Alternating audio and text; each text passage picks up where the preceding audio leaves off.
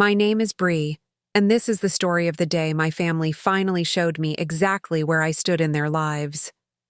I arrived at my sister Gabby's wedding expecting to celebrate, to toast to her happiness, to do what I always did, play the role of the supportive sister despite everything. But from the moment I walked through those doors, something felt wrong. And then I saw it. My seat. Not at the family table. Not even in the main reception hall, but shoved into the hallway near the restrooms. At first, I thought it was a mistake. But it wasn't. It was a message. A message that said I didn't matter. Before we jump back in, tell us where you're tuning in from, and if this story touches you, make sure you're subscribed, because tomorrow I've saved something extra special for you. But here's the thing about pushing someone aside for too long. Eventually, they stop trying to fit in. So I made a choice that day. And what happened after? Well, let's just say it shocked everyone, especially when they realized what I took with me. I pulled into the parking lot of the Grand Pavilion, my fingers gripping the steering wheel so tightly my knuckles had turned white. The exclusive waterfront venue overlooked Lake Michigan, its stone facade and sweeping gardens making it the perfect backdrop for what Chicago's social scene was calling the wedding of the year. Everything about this wedding screamed extravagance. Everything except for my presence. With a deep breath, I stepped out of my car, smoothing down my burgundy dress. I'd spent weeks finding the perfect outfit. Something elegant but not flashy. Something that would help me blend in without drawing attention. I wasn't here to cause drama. I wasn't here to make this about me. It was Gabby's day, and I had accepted long ago that I wasn't the favorite daughter. I just hadn't expected them to remind me of it in such a public, humiliating way. Inside the grand entryway, a wedding coordinator with an artificially bright smile greeted me at the check-in table. "Name?" she chirped, tablet in hand. "Brie?" My voice came out calm, controlled. "Brie Winters." Her smile faltered just a little. My stomach tightened as she scrolled through the seating chart. Then something flashed across her face. Pity. I knew that look. I hated that look. "Oh, right. Here you are," she said, handing me a small place card. "You're, seated right over here." She hesitated, then pointed toward a hallway just outside the grand ballroom. I frowned. "Excuse me?" She forced another smile. "Your table is just outside the main reception area." My eyes darted to the massive seating chart displayed on an ornate easel beside her. Susan and Thomas Winters, my parents, were seated at the front table, next to the bride and groom. Gabby's college roommates, Austin's distant cousins, even his boss's wife, all had seats inside the ballroom. My name wasn't there. I turned back to the coordinator. "There must be a mistake." Her smile tightened. "I'm afraid that's your assigned seat." A slow burn started in my chest, not even at a distant table inside the ballroom. No, they had shoved me into the hallway, as if I were an afterthought, like a guest they had to accommodate out of obligation, not family. Still, I held on to some ridiculous hope that this was just an oversight. That maybe, just maybe, my own mother hadn't allowed this to happen. I spotted her across the room, standing with Gabby, beaming as she adjusted the intricate beading on her dress. My sister looked radiant, perfect, adored, just as she had always been.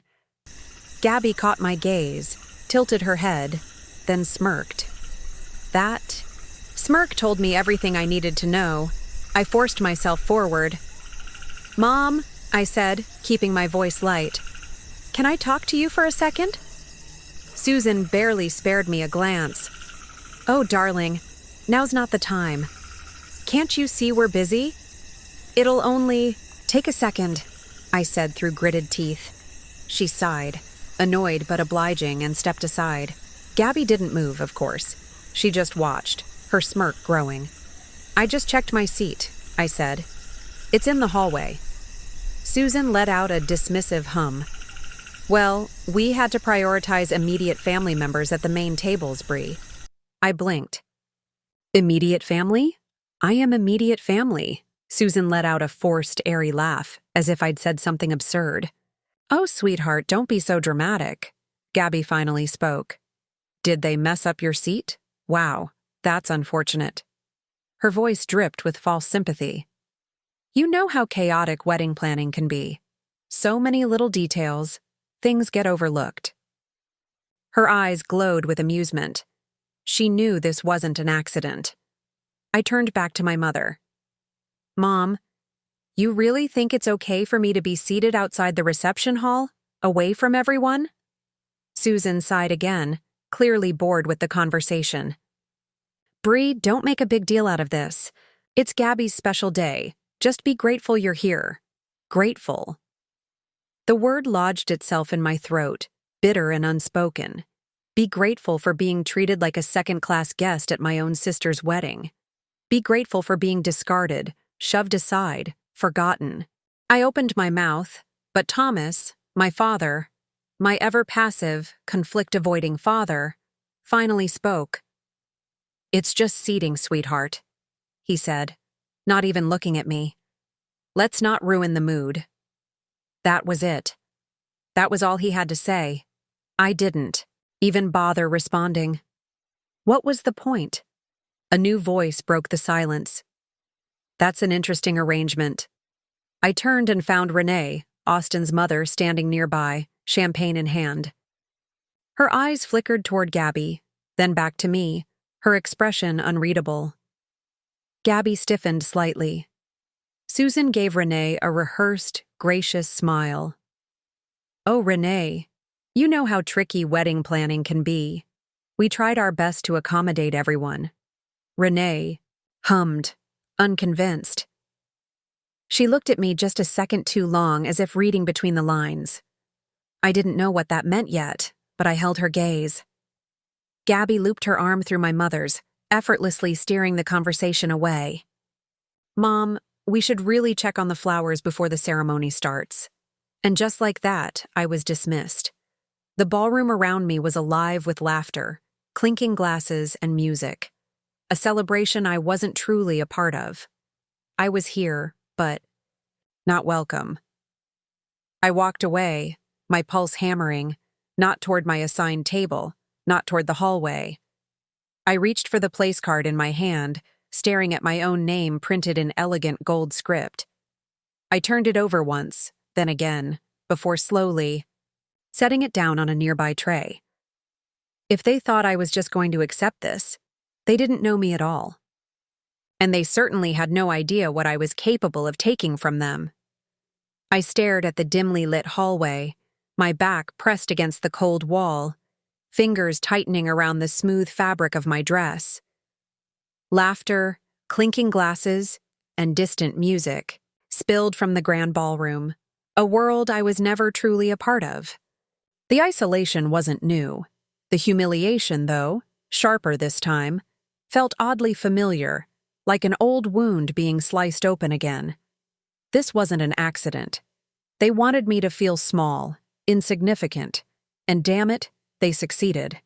The sting in my chest spread, not just from this moment but from years of being the second choice, the afterthought. My mind drifted back, pulling me into the past before I could stop it. I slipped out the side door, needing fresh air, needing space to think. The gardens were immaculate, roses and lilies arranged in perfect formation, much like the hierarchy in my family. Everyone in their designated place. Everyone except me. They don't deserve your tears. I turned, startled to find Renee standing, a few feet away, her silk dress catching the golden late-afternoon light. I hadn't realized I was crying until she mentioned it. I quickly wiped my cheeks. I'm not crying, I lied, straightening my shoulders. Just needed some air. Renee's smile was gentle but knowing. The hallway table was Gabby's idea, wasn't it? I hesitated, not wanting to seem petty by bad-mouthing my sister at her own wedding. But something about Renee's direct gaze made me think she already knew the answer.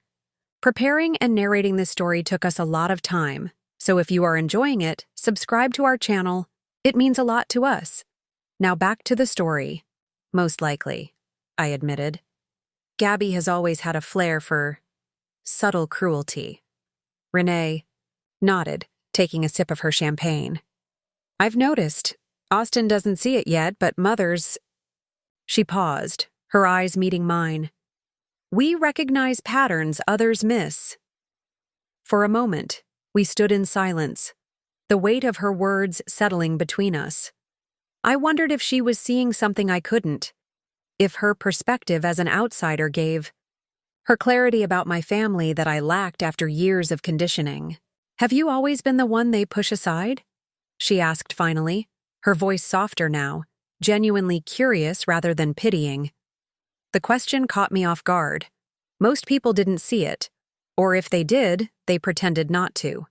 The Winters family presented a perfect image to the world: successful business, beautiful daughters, charitable contributions. Nobody asked about the shadows behind that image. For as long as I can remember, I said, surprised by my own honesty. She's always been the golden child. And what have you been? I laughed, a short, bitter sound. The backup plan, the afterthought. The one who's expected to show up, smile, and stay in her lane. Renee considered this, her eyes sharp with intelligence. And yet here you are, still playing your part. It's her wedding day, I said, the excuse sounding hollow even to my own ears. Is it? Renee raised an eyebrow. Or is it just another opportunity for her to remind you of your place in their eyes? Her bluntness was startling, but oddly refreshing. For years, I'd navigated my family's subtle cruelties, the gaslighting, the dismissals. Having someone name it so directly felt like suddenly being able to breathe after years underwater. Why are you talking to me about this? I asked, genuinely curious. You barely know me. Renee's expression shifted, something unreadable flickering across her face. Let's just say I recognize the dynamics at play, and... She hesitated, seeming to choose her words carefully. I'm concerned about what kind of wife my son is getting. What kind of family he's marrying into. Before I could respond, the wedding planner appeared at the garden entrance, gesturing urgently toward Renee. Mrs. Henderson, we need you for the family photos. Renee nodded, then turned back to me. Will I see you inside? I glanced toward the ballroom, my assigned hallway seat looming in my mind. I'm not sure yet. She studied me for a moment longer, then reached into her clutch, pulling out a business card. If you ever want to talk about anything, call me. She pressed it into my palm, her fingers cool against mine. Sometimes the perspective of someone outside the family can be illuminating. As she walked away, I stared down at the card. Renee Henderson, CEO, Henderson Tech Industries. Below her name, a personal cell number had been handwritten. I slipped it into my purse, an unexpected lifeline in a sea of rejection. Back inside, guests were beginning to take their seats for the ceremony. I stood at the periphery, watching as my family posed for photos, their smiles practiced and perfect. Susan straightening Thomas's tie, Gabby centerpiece perfect in her designer gown, Austin looking handsome but somehow slightly bewildered, as if he couldn't quite believe his good fortune. None of them looked for me. None of them noticed my absence. I slipped into the back row of the ceremony seating, far from my assigned spot, determined to witness this day on my own terms. As the music swelled and the processional began, I watched my sister walk down the aisle on our father's arm, the epitome of bridal perfection. But something in Renee's words had shifted something in me. For the first time, I wasn't seeing Gabby through the lens of childhood admiration and envy. I was seeing her as she truly was: beautiful, yes, but calculating. The slight tightness around her eyes when she smiled at Austin. The way her gaze darted to the audience, making sure all attention was focused where it belonged, on her. And for the first time, I didn't envy her at all. The ceremony progressed just as planned. Vows exchanged, Rings slipped onto fingers. The kiss that launched 1,000 camera flashes. I watched it all from my back row seat, feeling increasingly like a stranger observing actors in a play. When it ended and guests streamed toward the reception, I slipped away in the opposite direction. I found myself in a quiet corridor of the Grand Pavilion, away from the celebration. My assigned hallway seat waited for me, but I couldn't bring myself to sit there, to accept such a public slight. Instead, I wandered, heels clicking softly against the marble floor, until I came across a small library the venue kept for private meetings and quiet moments. I stepped inside, grateful for the silence. Floor-to-ceiling bookshelves lined the walls, leather-bound volumes adding warmth to the elegant space. I sank into a velvet armchair, finally letting out the breath I felt like I'd been holding all day. My phone buzzed with a text from Susan. "Where are you? You're missing the reception entrance." I stared at the message without responding. For the first time in my life, I didn't feel that immediate rush to please, to apologize, to hurry back to take my designated place in their shadow. Instead, my mind drifted to a memory I'd long tried to suppress, the day I discovered just how deliberately I'd been sidelined in my own family. 2 years ago. I was back at my parents' house, searching through the attic for an old photo album. I hadn't been home in months, and it showed. Dust gathered in corners, my childhood belongings boxed up and pushed to the back, making room for more of Gabby's things. Everything before I stopped trying. I wasn't searching for anything significant, just killing time while my mother finished whatever elaborate lunch she was preparing for Gabby's visit. It was always about Gabby. The attic was stifling in the summer. Heat, dust particles dancing in the slanted rays of sunlight that filtered through the small window. Most of my childhood had been packed away in unlabeled boxes, while Gabby's ice skating trophies, debate team medals, and high school memorabilia were displayed prominently on custom shelving. I rifled through a box labeled Family Photos, hoping to find something from before the dynamic solidified, before I understood where I stood in the family hierarchy. And that's when I saw it. A small wooden chest I'd never noticed before, tucked behind some old curtains. Something about the way it was hidden, as if it were important, as if it mattered, made me reach for it. The chest was locked, but the key was taped to the bottom. Not very secure, but enough to keep casual snoopers out. My hands trembled slightly as I turned the key, unsure what I was about to discover. Inside, wrapped in tissue paper, lay a collection of family heirlooms.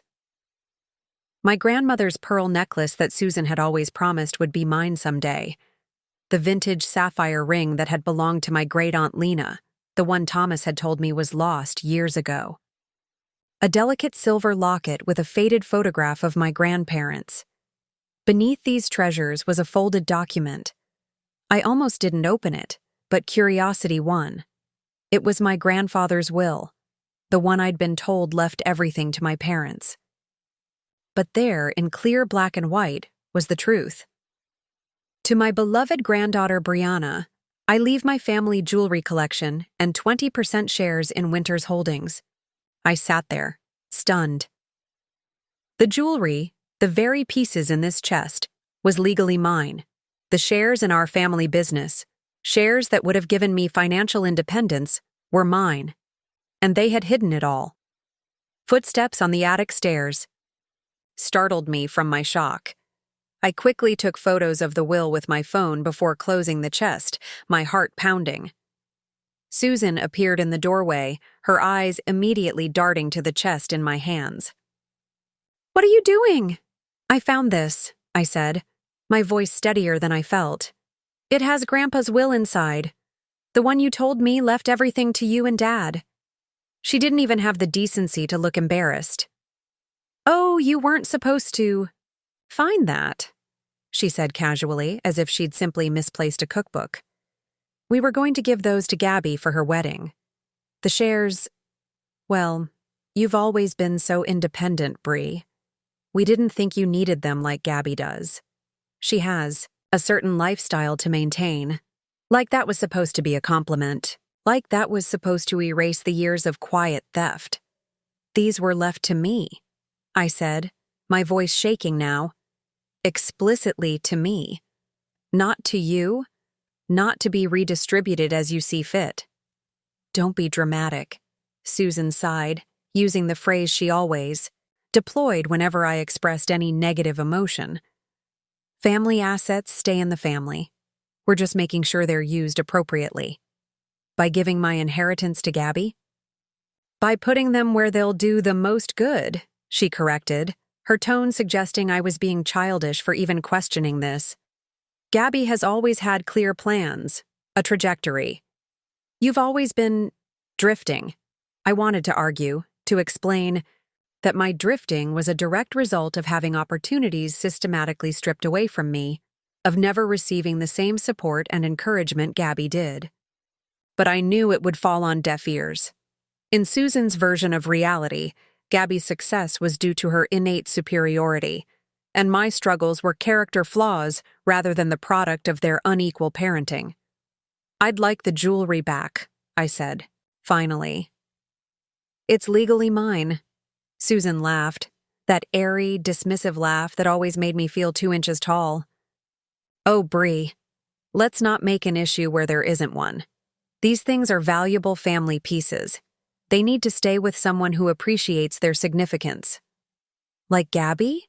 I asked, unable to keep the bitterness from my voice. Yes, like Gabby.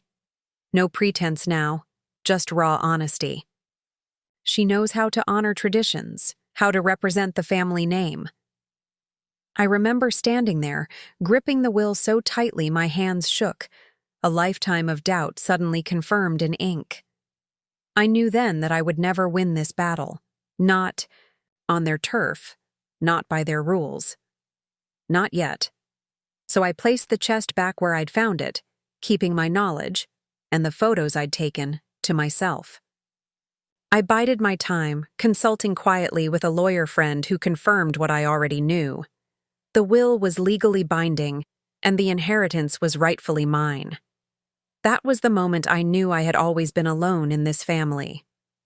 Sitting in the library of the Grand Pavilion, that memory burned fresh in my mind.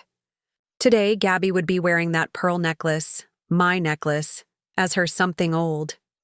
Susan had mentioned it just last week, so proud of the family tradition they were continuing. My phone buzzed again. Brie, where are you? Speeches are starting soon. I stood up, smoothing my dress. The decision crystallized in my mind with sudden, perfect clarity. I wasn't going to their reception. I wasn't taking my seat in the hallway. I was going to take something else entirely.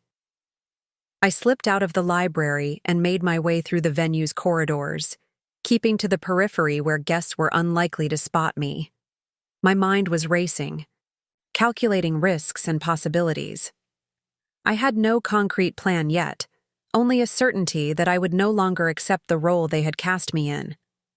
As I rounded a corner, I nearly collided with Austin. He was alone, leaning against the wall, his bow tie slightly askew, a glass of whiskey in his hand. He looked up, startled. Then recognition dawned in his eyes. Brie, he said, straightening. I was just... He gestured vaguely at nothing in particular. Hiding? I supplied, a hint of unexpected amusement in my voice. A rueful smile crossed his face. Is it that obvious? I studied him for a moment. Austin Henderson, heir to Henderson Tech, golden boy with the perfect pedigree, now technically my brother-in-law, looked distinctly uncomfortable in his own wedding reception. Not to most people, I said finally, but I recognized the signs of someone who needs a breather from the Winters family circus. He laughed, a genuine sound that surprised me.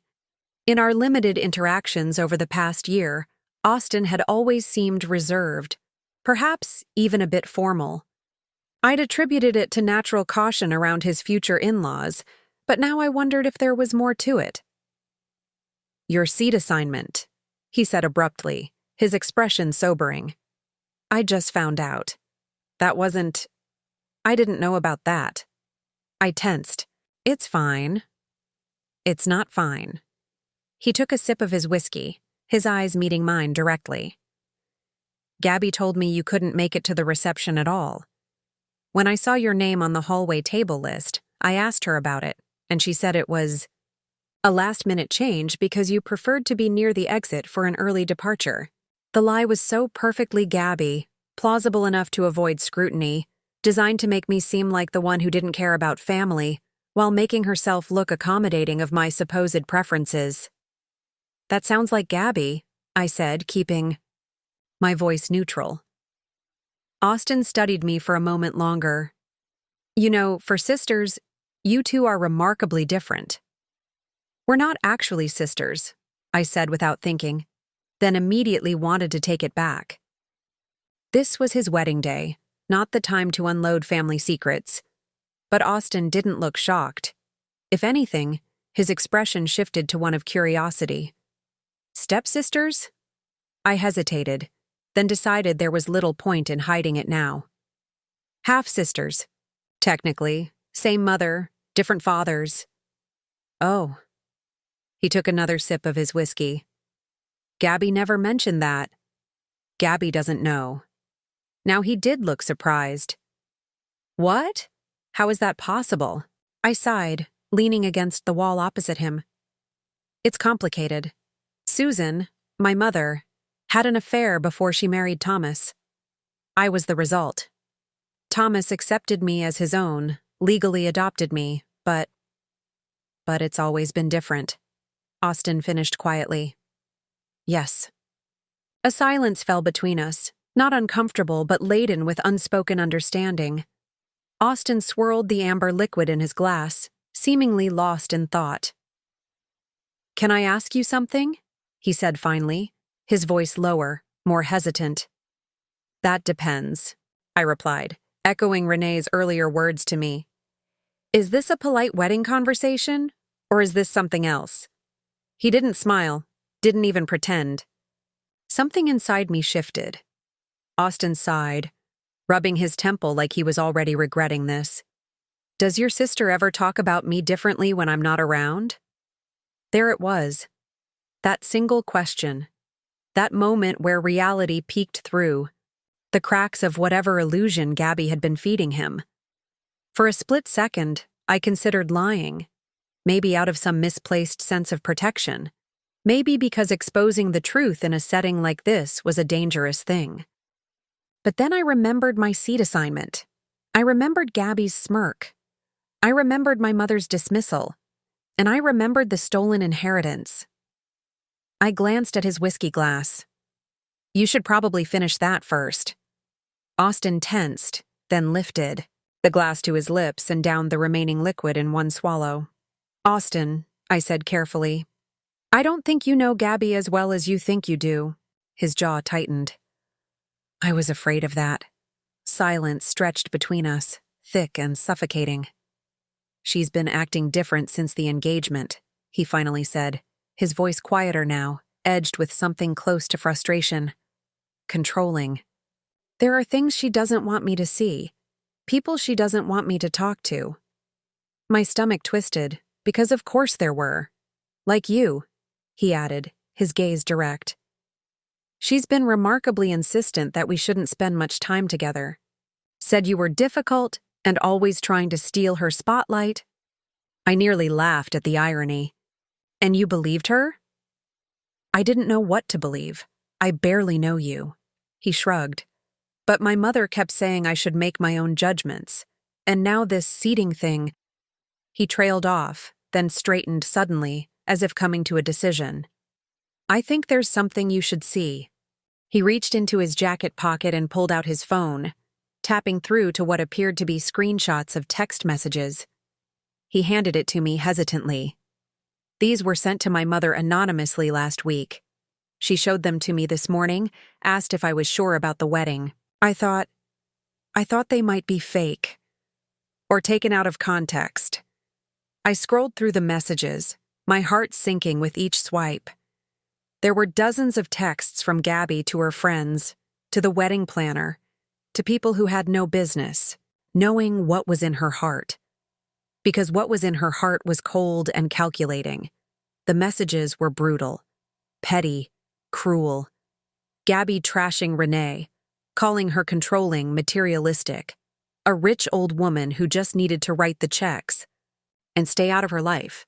Gabby talking about Austin, how she was training him to be the husband she needed, how he'd do whatever she wanted because he was so desperate to prove he wasn't just living off his family's money.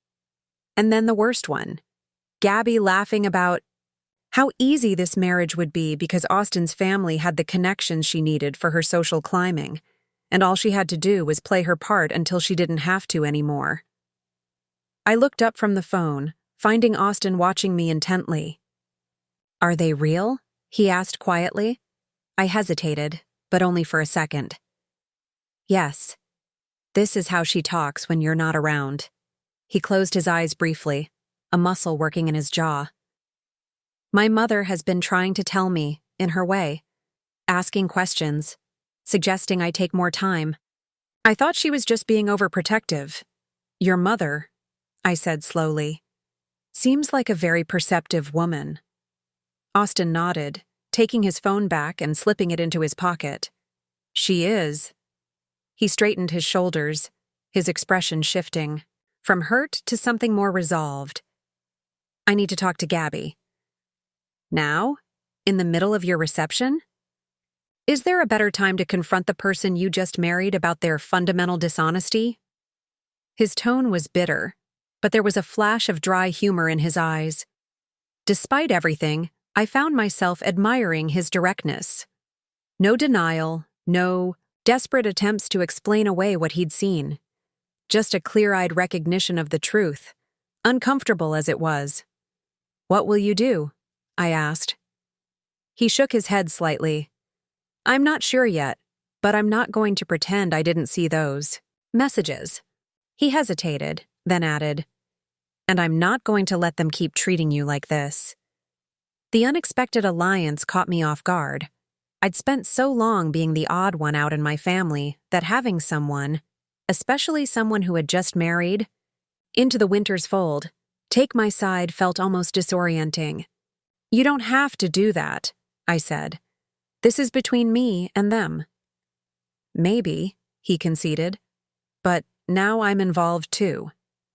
He straightened his tie with a determined gesture. "I think it's time we both stopped accepting the roles they've assigned us. As..." He turned to go. He paused. "Whatever you're planning, and I can see in your eyes that you're planning something, be careful. Gabby doesn't lose gracefully." I watched him walk away, his words echoing in my mind. He was right about one thing. I was planning something. And now, unexpectedly, I had an ally. I pulled my phone from my purse and dialed a number I knew by heart.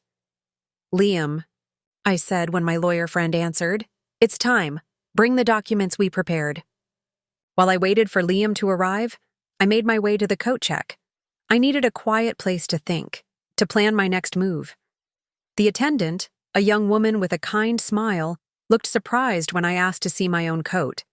"The reception's just getting started," she said, already reaching for my claim ticket. "I know," I replied, matching her smile with one of my own. "I just need to grab something from my pocket." She nodded, disappearing into the rows of garments before returning with my navy wool coat. I thanked her and stepped into a nearby alcove, my fingers immediately seeking the inside pocket. There they were, copies of the photos I'd taken of Grandpa's will, printed and notarized 2 weeks ago, along with a legal demand letter Liam had helped me draft. I had been planning to send these documents after the wedding. I didn't want to ruin Gabby's big day. Despite everything, some part of me still clung to the hope that family meant something. But that was before the hallway seat, before the smirk, before the full realization that to them, I would always be an afterthought. My phone buzzed with a text from Liam. "Parking now. Meet me at the north entrance in 5. Perfect timing. I returned my coat to the attendant and made my way through the venue, careful to avoid the ballroom where speeches would be underway.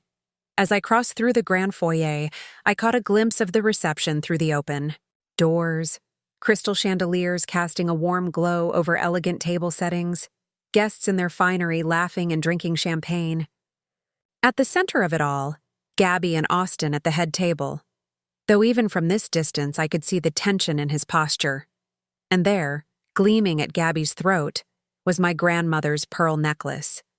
The sight of it, my rightful inheritance, draped around her neck like it belonged there, sent a fresh wave of resolve through me. I reached the north entrance just as Liam was coming up the steps.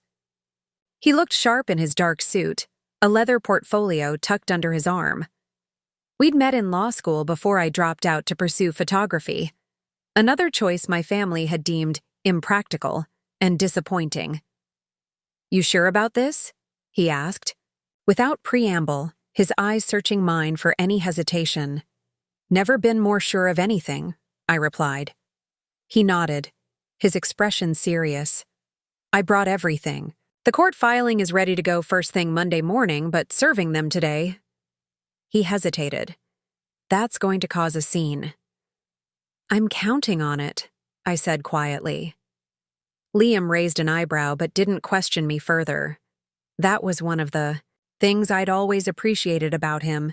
He respected my decisions, even when he didn't fully understand them. "So what's the plan?" he asked, opening his portfolio to reveal neatly organized documents. "We have the inheritance claim, the cease and desist regarding the family heirlooms, and the demand for a full accounting of your grandfather's estate." I glanced around, making sure no one was within earshot. "I need to confront them privately. First, I want to give them one chance to do the right thing." My voice hardened slightly. "But I need leverage." Liam nodded, understanding immediately. He extracted 3 sealed envelopes from his portfolio. "These are formal notices of your intent to file suit, addressed to your parents and sister. Once these are delivered, they're officially served." "Perfect," I said, taking the envelopes. They felt heavy in my hand, weighty with the potential consequences they contained. "Wait here. I'll text you if I need backup." As I turned to go, Liam caught my arm gently. "Brie," he said quietly, "whatever happens in there, remember you have every legal right to what was left to you. Don't let them twist this into you being the villain." I squeezed his hand in gratitude. "Don't worry. I'm done letting them define me." With renewed determination, I made my way toward the private lounge where families typically gathered during wedding receptions. As expected, Susan and Thomas were there, along with a few close relatives, taking a brief respite from the celebration.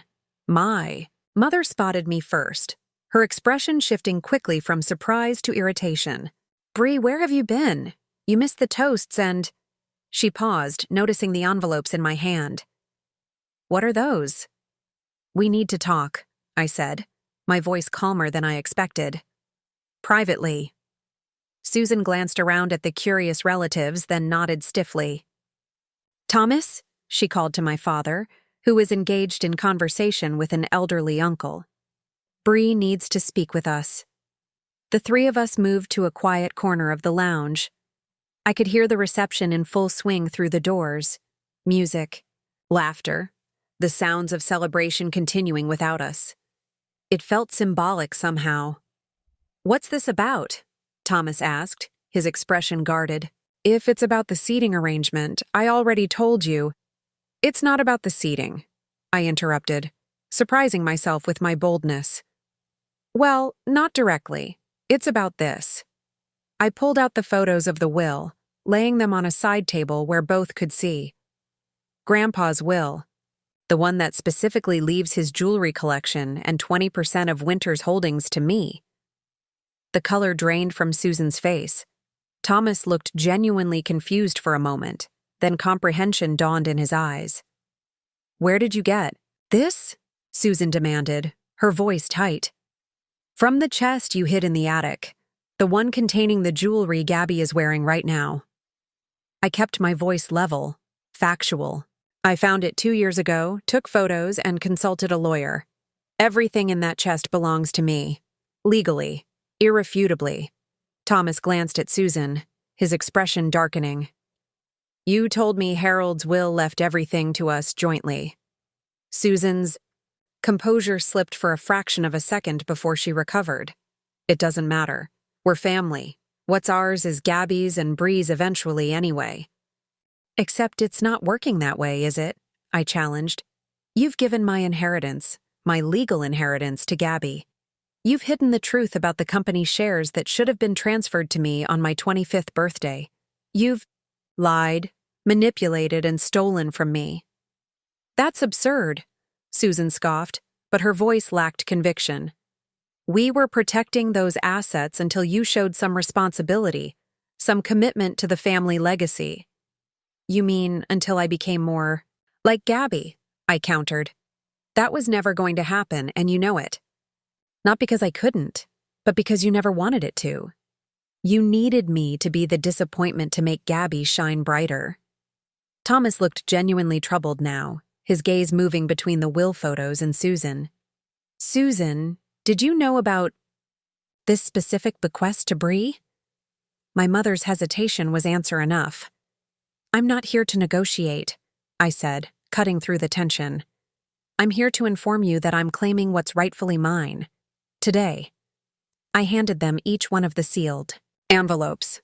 These are formal legal notices of my intent to file suit for recovery of inherited assets, an accounting of all dividends and interest accrued since my 25th birthday, and immediate return of all jewelry items listed in the will. Susan stared at the envelope as if it might bite her. You can't be serious. At your sister's wedding? My half-sister, I corrected quietly, watching realization dawn in Thomas's eyes. Yes, I know about that too. Susan's hand flew to her throat, her perfectly manicured nails digging into her skin. How dare you? No, I interrupted, my voice steady but firm. How dare you? How dare you steal from me? Lie to me. Treat me like I'm somehow less deserving of family legacy because I'm not Thomas's biological daughter. Thomas flinched at the words spoken aloud, his gaze dropping to the floor. You have a choice, I continued. Return what's mine quietly now, or I serve Gabby with her notice too, in the middle of her reception, in front of all those society friends you care so much about. Susan's eyes narrowed. You wouldn't. Try me, I answered, meeting her gaze. Without flinching. I'm done being the family doormat. I'm done accepting scraps while Gabby gets everything. I'm done pretending we're a loving family when clearly I've never been considered an equal member. For the first time in my life, I saw uncertainty in my mother's eyes. She'd always been so confident in her control, so certain of her ability to manage everyone and everything around her. Now, faced with the prospect of public exposure and legal consequences, that confidence was crumbling. What exactly do you want? Thomas asked, his voice heavy with resignation. Everything that was left to me, I said simply. The jewelry, the shares, and an acknowledgement, in writing, that you wrongfully withheld my inheritance. I pulled out my phone, showing them the screen where Liam's number was ready to dial. I have my lawyer waiting outside. We can draft the acknowledgement right now.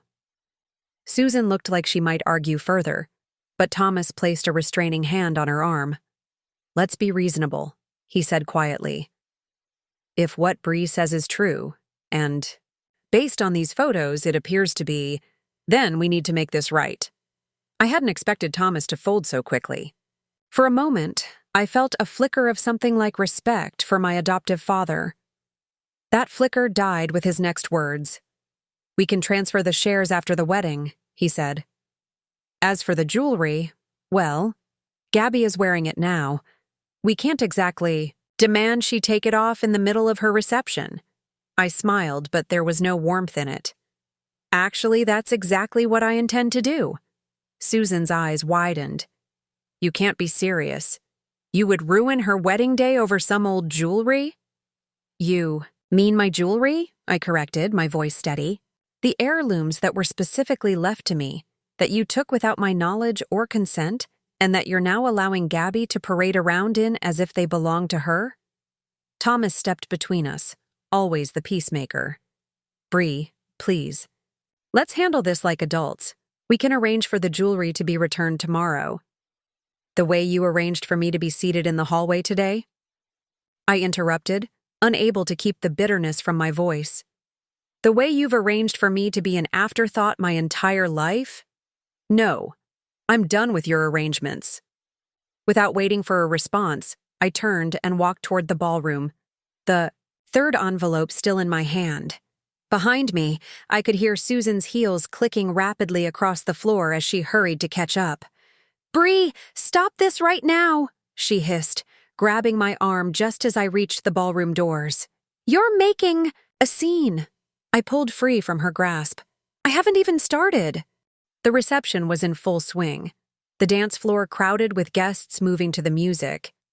Gabby and Austin were at their table, not speaking to each other. A noticeable gap between them despite the intimate setting.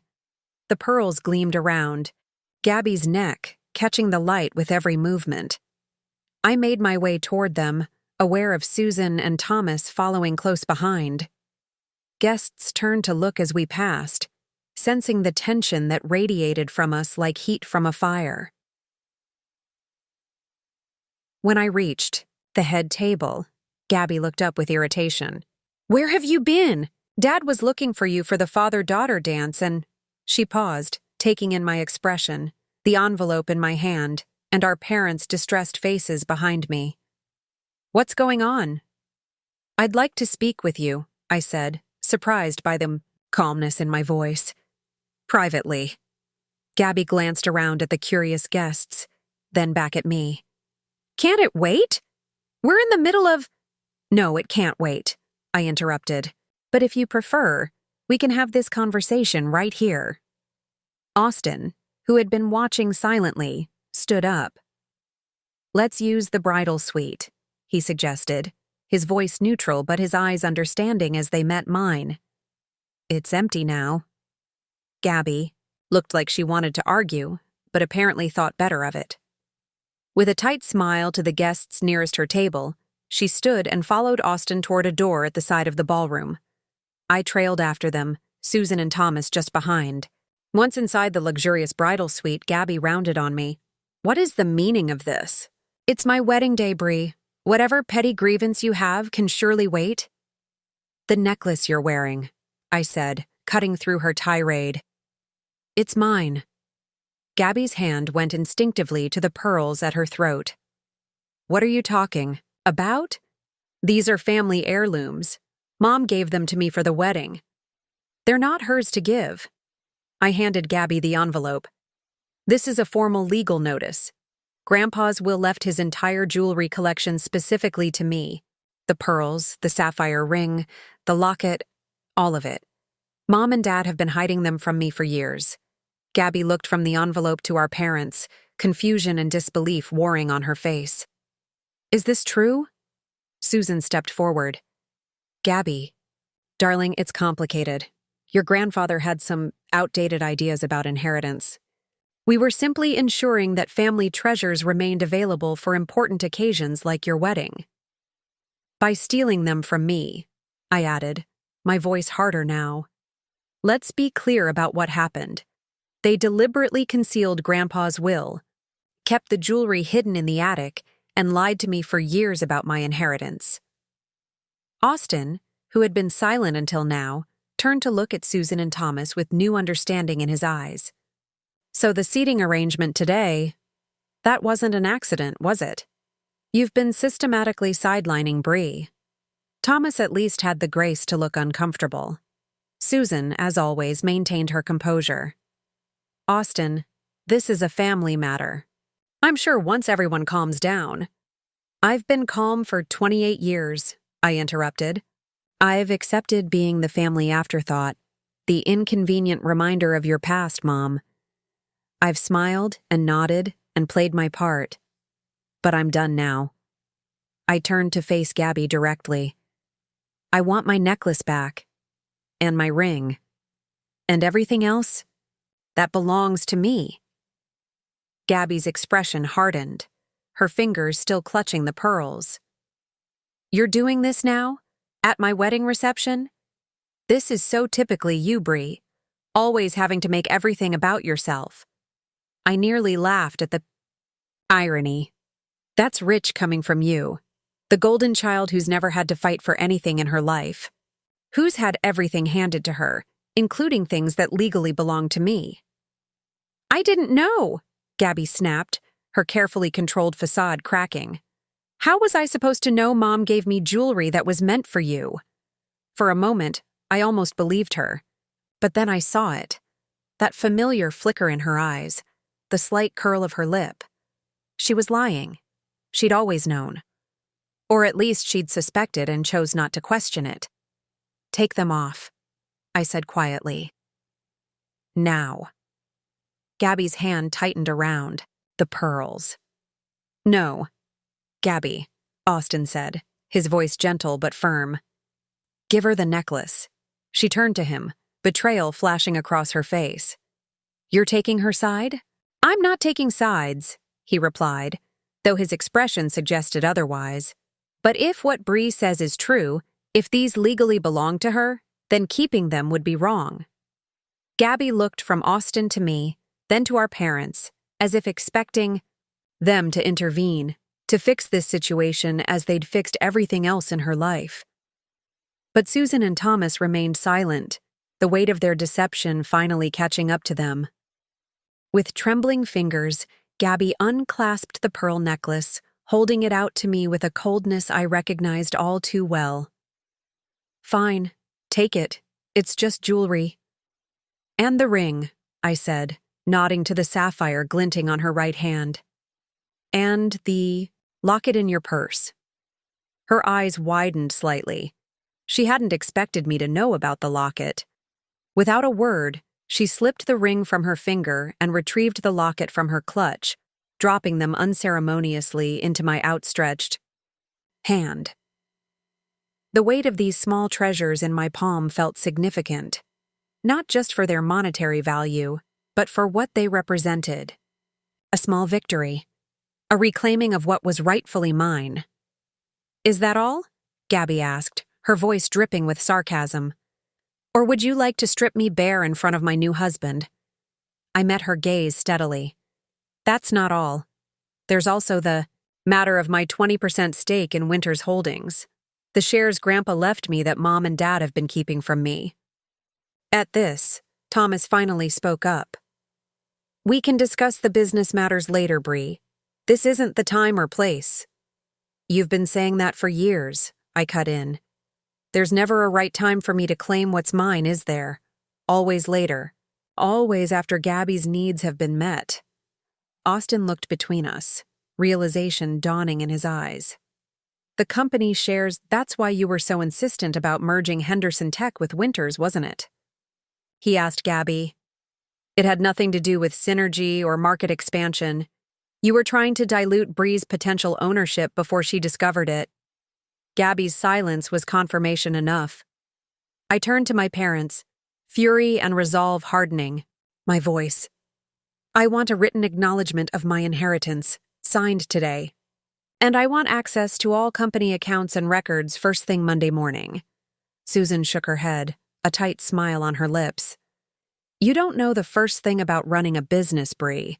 You're a photographer who couldn't even finish law school. What would you do with voting shares in a company like Winters Holdings?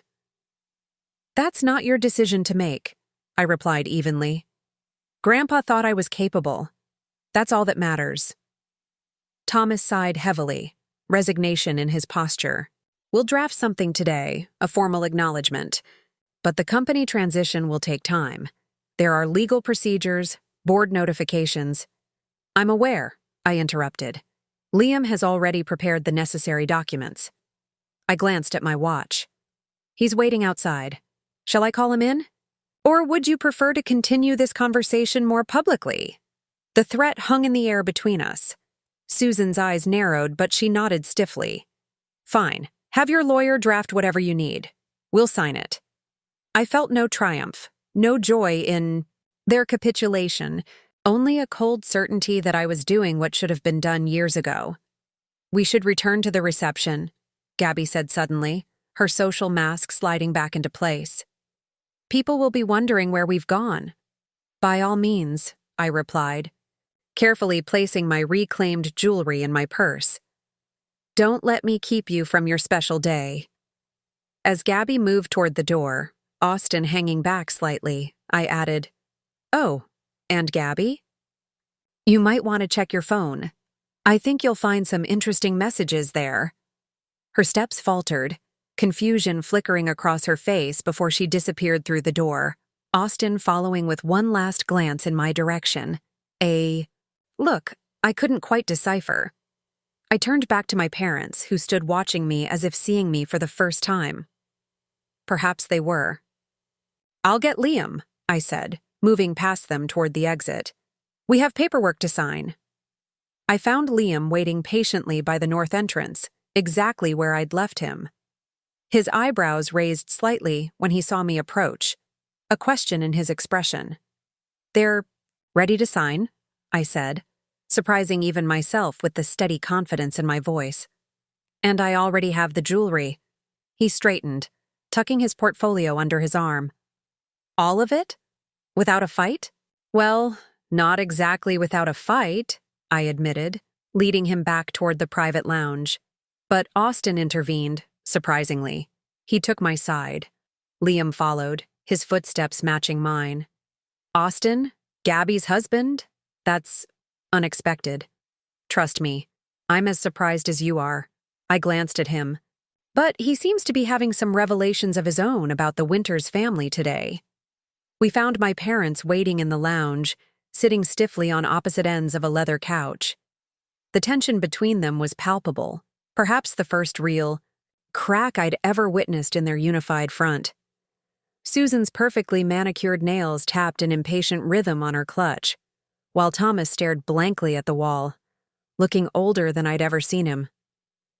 This is Liam Garrett, my attorney, I said, closing the door behind us. Susan's eyes narrowed slightly. Your attorney? Since when do you have an attorney, Brie? Since I found out about the will 2 years ago, I replied evenly. Did you think I'd just let it go? She didn't answer, but her expression hardened. Liam stepped forward, the consummate professional setting his portfolio on the coffee table.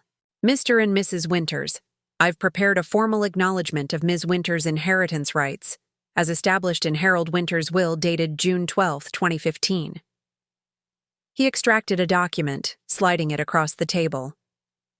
It confirms her ownership of the family jewelry collection and her 20% stake in Winters Holdings, effective immediately. Thomas leaned forward, scanning the document with the careful eye of a businessman. There will need to be a formal transfer process for the shares, board notification, securities filings. Of course, Liam agreed smoothly.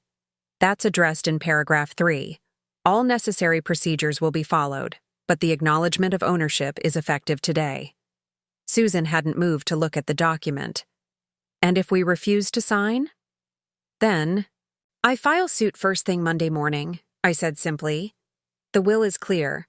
I have photographic evidence, and I'm prepared to depose every member of this family, including Gabby. On what grounds? Susan challenged, her voice cold. Liam answered before I could. Conversion of assets, fraudulent concealment, breach of fiduciary duty, to start. His tone remained professional but firm. Ms. Winters has an extremely strong case. The documentary evidence alone would likely be sufficient for summary judgment. Susan's mouth tightened into a thin line. I could almost see her calculating, weighing the risks of a protracted legal battle against the humiliation of conceding. Now, sign it, Susan, Thomas said suddenly, his voice weary. It's over. She turned to him, betrayal flashing across her face. Thomas, no. He shook his head firmly. We were wrong. You know it, I know it. Let's at least do the right thing now.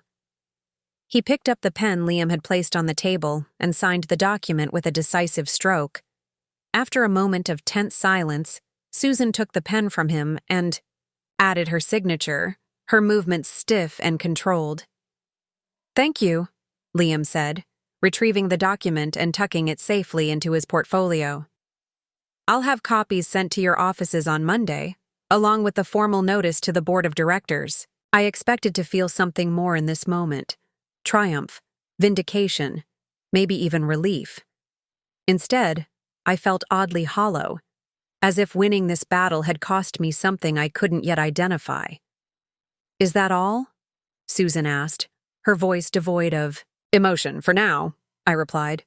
But I expect full cooperation with the transfer process. No delays, no misplaced paperwork, no convenient oversights. Thomas nodded, not meeting my eyes. You'll have it. As we prepared to leave, a commotion outside the lounge caught our attention. Raised voices, a crash of something breaking, and then the unmistakable sound of Gabby, her voice higher and sharper than I'd ever heard it. You had no right! No right! I exchanged a glance with Liam before moving quickly toward the door, pulling it open to reveal a scene of chaos in the adjacent hallway. Gabby stood facing Austin, her carefully constructed poise completely shattered. A broken champagne flute lay at her feet, liquid seeping into the plush carpet. Austin stood a few feet away, his expression a mixture of disgust and disappointment, his phone in his hand. How could you? Gabby demanded, her voice cracking. Going through my private messages, showing them to everyone? Austin's response was measured, unnervingly calm. I didn't go through anything, Gabby. Someone sent them to my mother. Anonymous text from a number I don't recognize. He held up his phone. Screenshots of your conversations. About me. About my family. About how this marriage was just a stepping stone for you. Susan pushed past me, moving to Gabby's side. What's going on? What messages? Austin turned the phone toward her, his expression hardening. See for yourself. Your daughter's true feelings about this marriage, about my family, about how easy it would be to get what she wants from us. Susan's face paled as she scrolled. Through the phone, her practiced composure finally cracking. Gabby, tell me you didn't write these things. They're taken out of context, Gabby protested, her voice rising. It was just venting, just girl talk. You know how it is. Girl talk? Austin repeated incredulously. You called my mother a dried-up old bitch who needs to write the checks and stay out of your way. You said I was easy to manipulate because I'm desperate to prove I'm not just living off Daddy's money. You told your friends our marriage was a business transaction, for God's sake.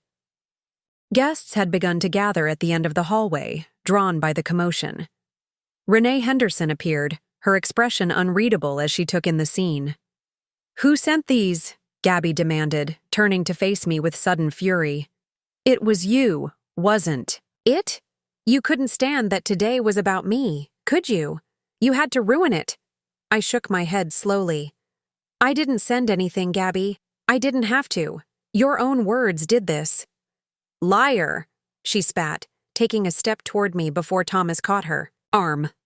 Enough, Gabriella, he said firmly, his voice cutting through her rage. This isn't helping anything. Renee moved forward, her gaze moving from Gabby to Austin, then to me. I received those messages from an anonymous sender as well, she said, her voice calm but edged with steel. I wanted Austin to see who he was. Really marrying? You, Gabby breathed, her anger finding a new target. You've never wanted this marriage. You've been trying to sabotage us from the beginning. I've been trying to protect my son, Renee corrected, unflinching. And it seems I was right to be concerned. Austin stepped back, running a hand through his hair. I can't do this, he said, his voice quiet but firm. I can't start a marriage built on this kind of deception. Austin, Gabby pleaded, her tone shifting instantly from rage to desperation. Baby, please. We can talk about this. You know I love you. Do I? He shook his head, a bitter laugh escaping him.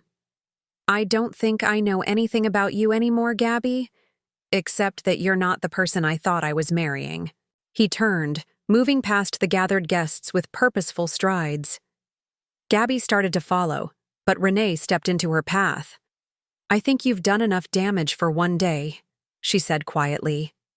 Gabby's face contorted with fury. This isn't over. Actually, Austin called back over his shoulder. It is. I'll be contacting my lawyer in the morning to begin annulment proceedings. The word hung in the air, heavy and final.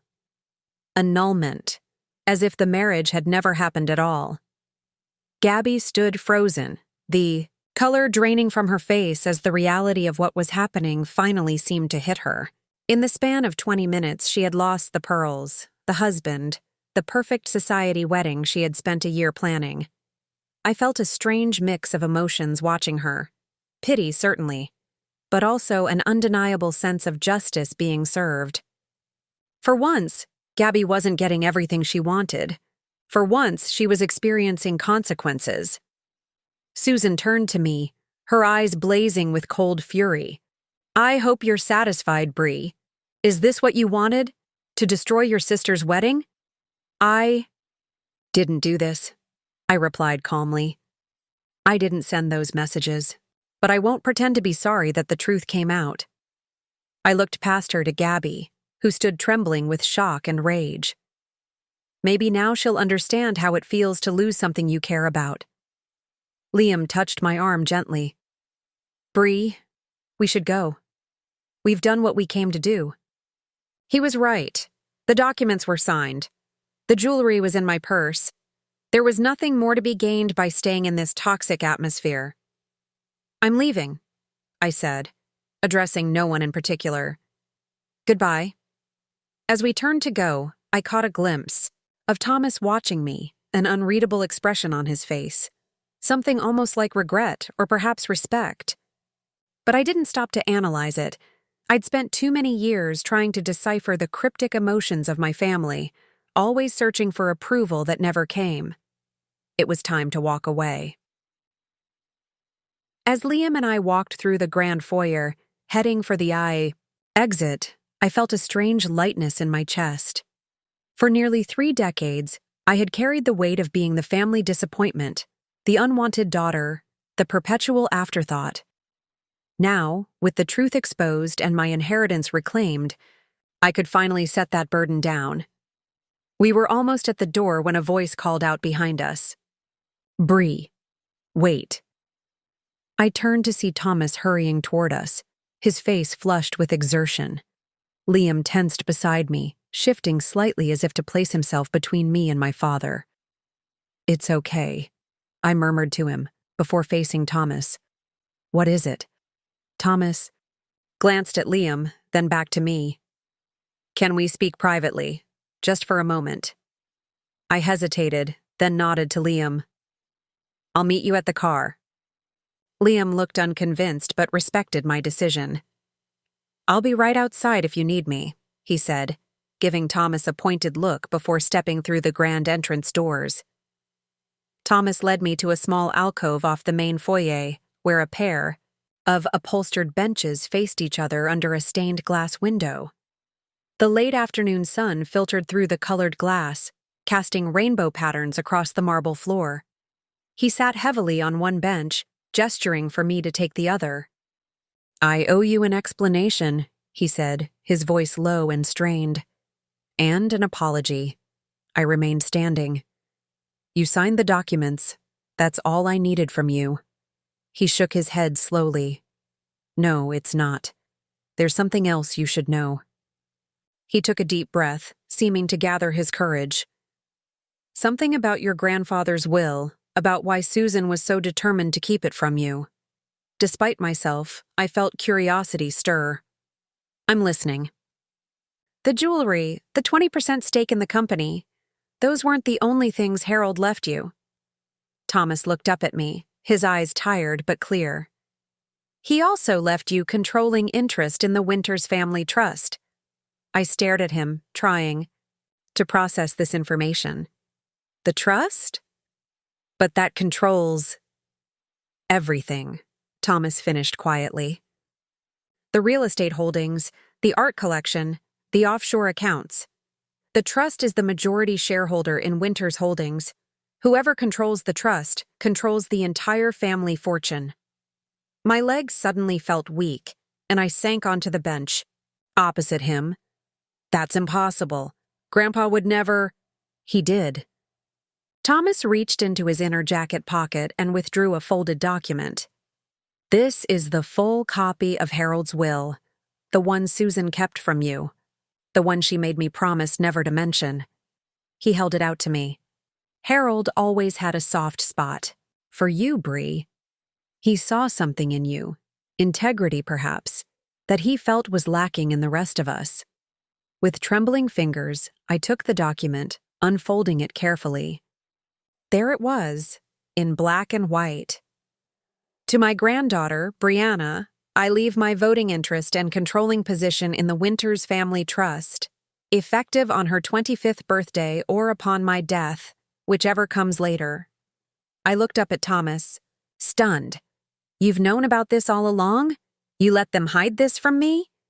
He had the grace to look ashamed. I did. It's no excuse, but Susan, she was terrified of losing control. She convinced me it would be best for the family if we maintained the status quo. He sighed heavily.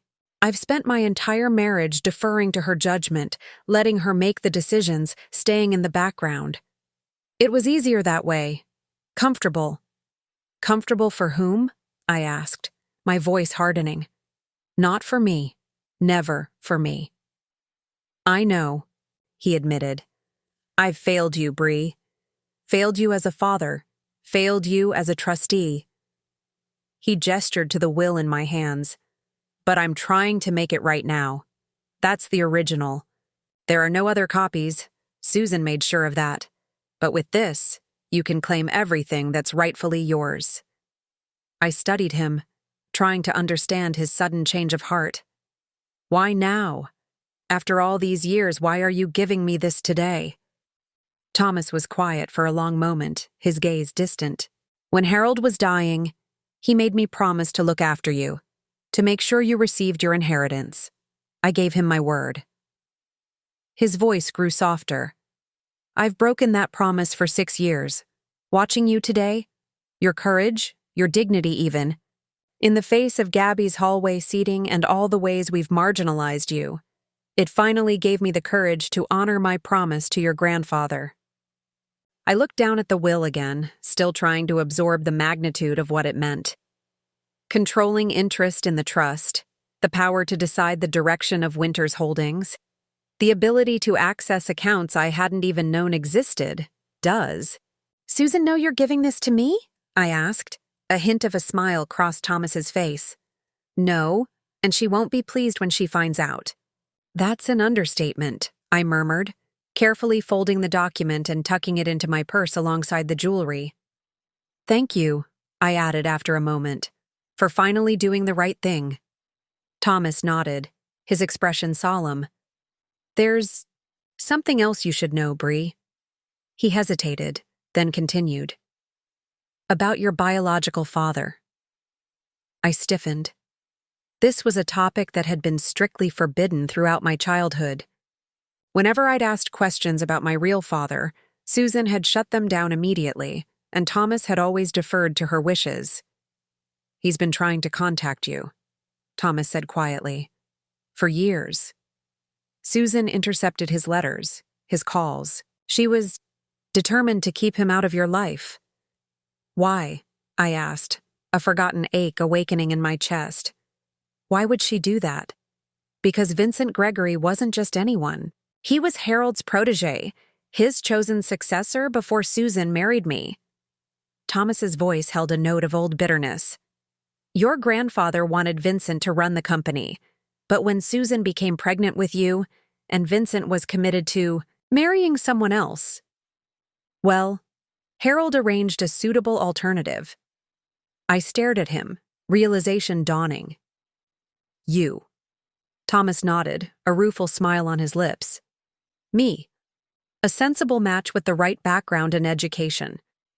I would take Vincent's place at the company, adopt his child as my own, and give Susan the respectability she needed. A business arrangement, I said slowly. At first, yes. Thomas's expression softened. But I did grow to love her in my way. And you... He stopped, emotion finally breaking through his controlled facade. You were never part of the arrangement. Brie. From the moment I first held you, you were my daughter. Not by blood, but in every way that mattered. I didn't know what to say. All these years I'd felt Thomas's emotional distance, interpreted it as indifference or disappointment. I'd never considered that his reserve might mask something deeper, a complicated mix of love and obligation, pride and regret. Vincent has been asking about you again, Thomas continued after a moment. He's back in Chicago after years abroad. When he heard about Gabby's wedding, he reached out to me directly. He retrieved a business card from his wallet, offering it to me. He'd like to meet you, if you're willing. Vincent Gregory. My biological father. A name I'd been forbidden to ask about. A part of my history that had been erased. And now, here was his contact information being handed to me as casually as if we were discussing a business referral. Does he know? I asked, taking the card. About the inheritance, about the trust. Thomas shook his head. No. Harold kept that information strictly between himself, Susan, and me. Vincent only knows that Harold always had a special affection for you, even from a distance. I slipped the card into my purse alongside the will, my mind reeling with all these revelations. My entire understanding of my family, my place in it, even my own identity, was shifting beneath my feet like sand. I should go, I said finally, rising from the bench. Liam is waiting. Thomas stood as well, uncertainty in his expression. What will you do now, Brie? With the will, with the trust? I considered the question for a moment. I don't know yet. I need time to think, to process all of this. I met his gaze directly. But whatever I decide, it will be my choice, not Susan's, not Gabby's, not even yours. He nodded, something like pride flickering in his eyes. You're more like Harold than any of us, he said quietly. He would be pleased to see you standing up for yourself today. As I turned to leave, Thomas called after me one last time. Brie? I paused, looking back at him. I'm sorry. For everything. I didn't respond, couldn't find the words to encapsulate all that hung between us. Years of silence and complicity, the weight of revealed secrets, the uncertain possibility of something new. Instead, I simply nodded before walking away, my steps carrying me toward the bright rectangle of daylight at the entrance, toward Liam waiting patiently by his car, toward a future suddenly, dizzyingly open with possibilities. I was no longer just leaving my sister's wedding, I was leaving with everything. The late afternoon sun cast long shadows across the parking lot as Liam and I walked to his car. He had been waiting patiently, leaning against the hood, his suit jacket unbuttoned in the warm spring air. One look at my face told him something significant had happened. You okay? He asked, straightening as I approached. I nodded, though, okay, wasn't exactly the right word for the whirlwind of emotions I was experiencing. I just learned that I own a lot more than some jewelry and 20% of the company. Liam's eyebrows shot up. How much more? Everything. I gestured for him to open the car. I'll explain on the way. Once we were seated in his sleek black sedan, I pulled out the document Thomas had given me and handed it to Liam. As he read, his expression shifted from curiosity to disbelief to something approaching awe. Controlling interest in the Winters family trust, he murmured, scanning the relevant paragraph. Brie, this changes everything. I know. I stared out the window at the grand pavilion, its stone facade glowing amber in the sunset. Light. Inside those walls, my sister's wedding reception was likely dissolving into chaos. Gabby's text messages exposed, her new marriage already crumbling, and now, unknown to her or Susan, the final blow. The family fortune slipping from their grasp. We need to secure this document immediately, Liam said, already shifting into lawyer mode. Get it notarized, file it with the court, Notify the trustees. We will, I assured him. First thing Monday morning. Liam glanced at me, his brow furrowed.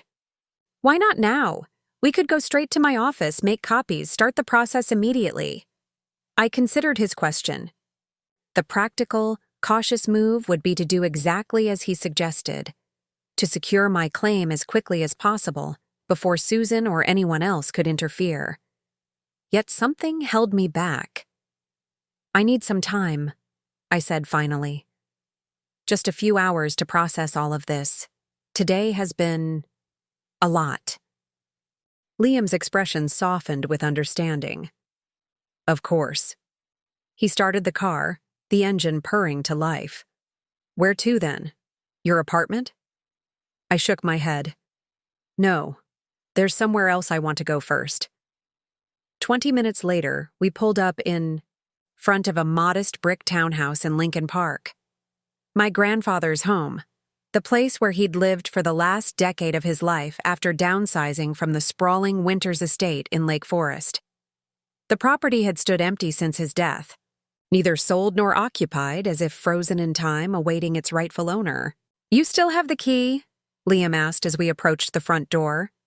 I nodded, pulling a small brass key from my wallet where I'd kept it for 6 years, unable to part with this last connection to the one person in my family who had truly seen me. Grandpa gave it to me shortly before he died. Told me I was always welcome, even when he was gone. The lock turned smoothly, and we stepped into the hushed interior. The air was still but not stale. Someone had been maintaining the place, keeping it clean and aired. Sunlight streamed through tall windows, illuminating familiar furnishings draped in white cloths, like ghosts of a life once lived. I moved through the rooms slowly, memories surfacing with each step.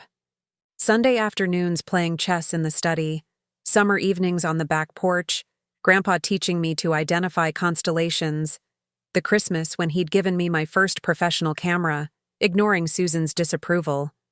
He knew, I said softly, more to myself than to Liam. All this time he knew how they treated me. And he did something about it, Liam replied, standing respectfully in the doorway of the study while I circled the draped desk. He made sure you'd have the power to reclaim your place. I pulled the cloth off the desk, revealing the polished mahogany surface beneath. A thin layer of dust had settled despite the regular cleaning, but otherwise, it looked exactly as I remembered. The leather blotter, the crystal paperweight, the photograph of Grandpa and me at my college graduation, his face beaming with pride, while Susan and Thomas stood stiffly in the background. There's a safe, I said, moving behind the desk. Behind that painting. Liam helped me lift down the landscape oil painting, revealing a wall safe with a digital keypad. I hesitated only a moment before entering the combination. My birthday, followed by the year Grandpa founded Winters Holdings. The safe door swung, open silently. Inside were several leather-bound portfolio folders, each labeled in my grandfather's precise handwriting. Property deeds, stock certificates, banking information, personal documents. I carefully lifted out each portfolio, placing them on the desk. The last item in the safe was a sealed envelope with my name written across the front. He left you a letter, Liam observed. My hands trembled slightly as I broke the seal and unfolded the pages inside. My dearest Brianna, if you are reading this, then you have finally claimed what is rightfully yours. I had hoped to see this day, while I was still alive, to witness you stepping into your power and taking control of the legacy I built. But if fate has decreed otherwise, know that I am with you in spirit as you discover the truth I have kept for you. You may wonder why I chose to leave the trust in your hands rather than Susan's or Thomas's, or even young Gabriella's. The answer is simple. Because I see in you the qualities that matter most, not just intelligence or ambition, which your sister has in abundance, but integrity, compassion, and a sense of fairness that has been sorely lacking in our family for too long. Winters Holdings was built on innovation and determination. But somewhere along the way, your mother lost sight of what truly matters. She began to value appearance over substance, status over character. I watched with growing concern as she molded Gabriella in her image, and with deep sadness as she pushed you to the periphery of the family. I could have intervened more directly while I lived, but I knew such actions would only drive deeper wedges between you all. Instead, I chose to place my faith in you, to give you the tools you would need when the time was right. The trust is now yours to control as you see fit. The portfolios contain everything you will need to understand its workings, its holdings, and its potential. Use this power wisely, not for revenge, but for restoration of yourself, of the company's vision, and perhaps, if possible, of the family that has lost its way. Remember always that wealth is merely a tool, not an end in itself. It can build or destroy, unite or divide. I trust that in your hands it will be used to create rather than consume, to lift up rather than tear down. I am proud of you, Brianna. I have always been proud of you, and I have every confidence that you will surpass even my highest hopes for what you might become. With all my love, Harold. I read the letter twice, then passed it to Liam, unable to speak past the lump in my throat. As he read, I opened the portfolio labeled Banking Information, revealing detailed records of accounts I had never known existed. Trust accounts, investment portfolios, offshore holdings. The combined value was staggering, easily 10 times what I had imagined the winter's fortune to be. Brie, Liam said softly, setting down the letter. This goes well beyond a simple inheritance dispute. This changes everything about your life. I know. I closed the portfolio, my mind racing with implications, and I have no idea what to do with it all. Liam glanced at his watch. It's getting late. We should secure these documents and get you home. You've had an overwhelming day. He was right. Exhaustion was beginning to set in, the emotional toll of confronting my family, reclaiming my inheritance, and now discovering the full magnitude of my grandfather's bequest finally catching up with me. We'll take everything to my office safe, Liam decided, already gathering the portfolios. First thing Monday, we'll begin the formal process of registering you as the controlling trustee. I nodded, carefully returning my grandfather's letter to its envelope. As I did, my phone began to vibrate in my purse. A call, then another, then a flurry of text notifications. I pulled it out to see multiple missed calls from Susan and Thomas, along with a series of increasingly frantic texts from my mother. Where are you? We need to talk immediately. Call me back this instant, Brianna. This is a family emergency. The last message had arrived seconds ago. We know about the trust. Thomas told me everything. We need to discuss this as a family before you do anything rash. I showed the phone to Liam, who frowned. That was fast. I'm guessing Thomas confessed as soon as he realized what he'd done. Or Susan figured it out when she saw my expression as I was leaving, I replied, silencing my phone and slipping it back into my purse.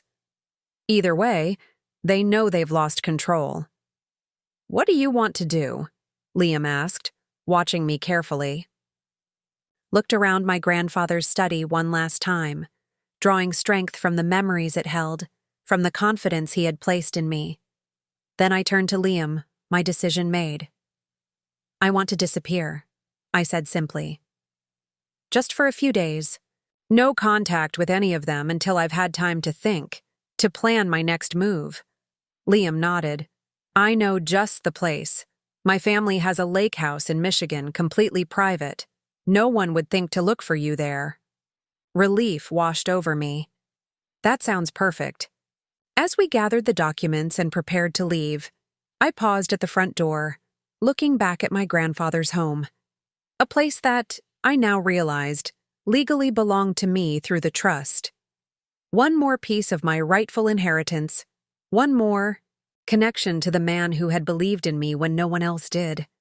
Thank you, Grandpa, I whispered into the quiet house. I won't let you down. Then I locked the door behind us, stepping into the deepening twilight and whatever future awaited me, a future that, for the first time in my life, I had the power to shape completely on my own terms. Liam's family lake. House turned out to be a stunning cedar and glass structure, nestled among tall pines on the eastern shore of Lake Michigan. We arrived just as dusk was settling over the water, the last traces of daylight painting the horizon in strokes of pink and gold. This is beautiful, I said, stepping out of the car and drawing in a deep breath of pine-scented air. After the stifling atmosphere of Gabby's wedding and the emotional whirlwind that followed, the peaceful lakeside setting felt like stepping into another world entirely.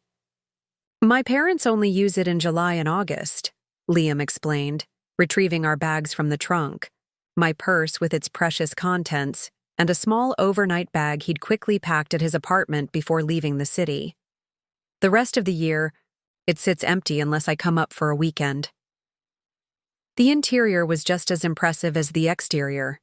An open floor plan with soaring ceilings, wall-to-wall windows facing the lake, and a massive stone fireplace anchoring the living area. Modern but warm, luxurious without being ostentatious. The exact opposite of the winter's aesthetic, which had always favored ornate, traditional decor designed to broadcast old money and social position. "Make yourself at home," Liam said, setting my bag down by the staircase. "Guest room is upstairs, first door on the right. There's food in the fridge. I had the caretaker stock the basics last weekend when I thought I might come up." I nodded, suddenly aware of how exhausted I was. "Thank you for this, Liam. For everything today." He smiled. That gentle, understanding smile that had made me trust him from our first meeting in law school. "You're welcome, though I'm still just your lawyer, right? Not an accomplice in a grand heist?" The joke broke the tension I hadn't realized I was carrying. I laughed, the sound surprising me with its lightness. Technically, I didn't steal anything. I just reclaimed what was already mine. Exactly. Liam moved toward the kitchen. "I'll make us something to eat. You should rest. Take some time. Process everything." I wandered to the wall of windows overlooking the lake. The glass reflected my image back at me. Still in my burgundy dress from the wedding, my hair falling loose from its once careful styling, my eyes tired but somehow different, clearer, more certain. I pulled my phone from my purse, seeing another dozen missed calls and texts from Susan, along with new ones from Thomas and, surprisingly, Gabby. I switched it to airplane mode without reading any of them.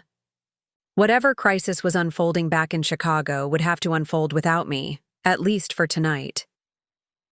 Upstairs, I found the guest room Liam had mentioned, spacious and comfortable, with its own deck overlooking the water. I peeled off my dress, letting it fall to the floor in a puddle of burgundy silk, and stepped into the attached bathroom. The hot shower was heavenly, washing away the tension of the day, along with the last traces of wedding makeup.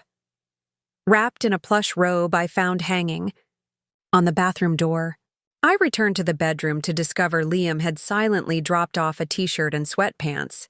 His clothes, obviously, but clean and infinitely more comfortable than spending the evening in my wedding attire. I dressed quickly, then emptied the contents of my purse onto the bed. The pearl necklace, sapphire ring, and silver locket that had started this whole chain of events. The business card of Vincent Gregory, my biological father, and most importantly, the document that had changed everything, my grandfather's will naming me as the controlling trustee of the Winters family fortune. I sat cross-legged on the bed, holding each item in turn, trying to make sense of how dramatically my life had changed in the span of a single day. This morning, I had been Brie Winters, the family disappointment, relegated to a hallway seat at her sister's wedding. Now, I was Brie Winters, controller of a vast fortune, holder of the power my mother and sister had schemed so desperately to keep. What would I do with this power? The thought was both exhilarating and terrifying. I had never wanted to run Winter's Holdings. Photography had always been my passion, not corporate boardrooms and balance sheets. But now that the choice was mine, now that I held the keys to the kingdom, what would I choose? A gentle knock at the door interrupted my thoughts. "Dinner's ready if you're hungry," Liam called softly. I carefully returned my treasures to my purse before heading downstairs, following the delicious scent of garlic and herbs to the kitchen. Liam had prepared a simple pasta dish, which we eyed at the Granite Island bar, a bottle of red wine open between us. "Feeling any better?" he asked after we'd eaten in companionable silence for a few minutes. I twirled pasta around my fork, considering the question. Not better exactly. More recalibrated. Like I've been looking at my life through the wrong end of a telescope for years, and suddenly everything snapped into proper perspective. Liam nodded, understanding as always. That makes sense. It's a lot to process. Finding out you're not just entitled to some family heirlooms, but to control of the entire Winter's empire. "It's not even about the money," I said, realizing the truth of it as I spoke. "It's about finally having confirmation that I wasn't crazy all these years, that there was a reason Susan favored Gabby, a reason they kept me at arm's length. They knew what Grandpa had done, knew that he had chosen me over them." "Harold Winters must have been quite a man," Liam observed, refilling our wine glasses. "To see past all the family dynamics, to recognize something in you that he valued enough to entrust with his legacy." I smiled, memories of my grandfather warming me more than the wine. He was brilliant businessman, but also kind, perceptive. He never made me feel like I was less than Gabby, even when everyone else did. I took a sip of wine, then added, "I wish he could have seen what happened today." "Maybe he orchestrated it," Liam suggested. "In his own way. Left you the inheritance knowing that someday when the time was right, you'd claim it and set things straight." The thought was comforting. The idea that perhaps today's events weren't just random chance, but the culmination of a plan set in motion years ago by the one person who had truly believed in me. After dinner, we moved to the deck, wrapped in soft blankets against the cool evening air. The lake stretched before us, a vast expanse of darkness broken only by the silver path of moonlight across the water. "What will you do now?" Liam asked eventually, his voice quiet against the backdrop of gentle waves lapping at the shore below. "I'm not sure yet," I admitted. "Part of me wants to walk away from all of it, sell my shares, dissolve my connection, to the Winter's name completely, start fresh somewhere new. And the other part?" I stared out at the moonlit water, trying to articulate the competing impulse stirring within me. "The other part wants to step in, to take the reins of the company and the trust. Not out of revenge or to hurt Gabby and Susan, but because maybe I could do something good with it. Something meaningful." Liam nodded thoughtfully. "Your grandfather seemed to think you could." "He had more faith in me than I have in myself," I said softly. "Maybe it's time to borrow some of that faith," Liam suggested, "to see yourself through his eyes, just for a while." We fell silent again, the rhythmic sound of waves and the distant call of a night bird, the only sounds disturbing the peace. I felt a strange sense of calm settling over me, replacing the tumult of emotions that had been churning since I first saw my seat assignment in the hallway. "I think I'll contact Vincent Gregory," I said suddenly, the decision crystallizing in my mind. "My biological father. I want to hear his side of the story before I decide anything else." Liam glanced at me, his expression unreadable in the moonlight. "That makes sense. He might have insights about your grandfather, about the company, that could help you decide what to do next.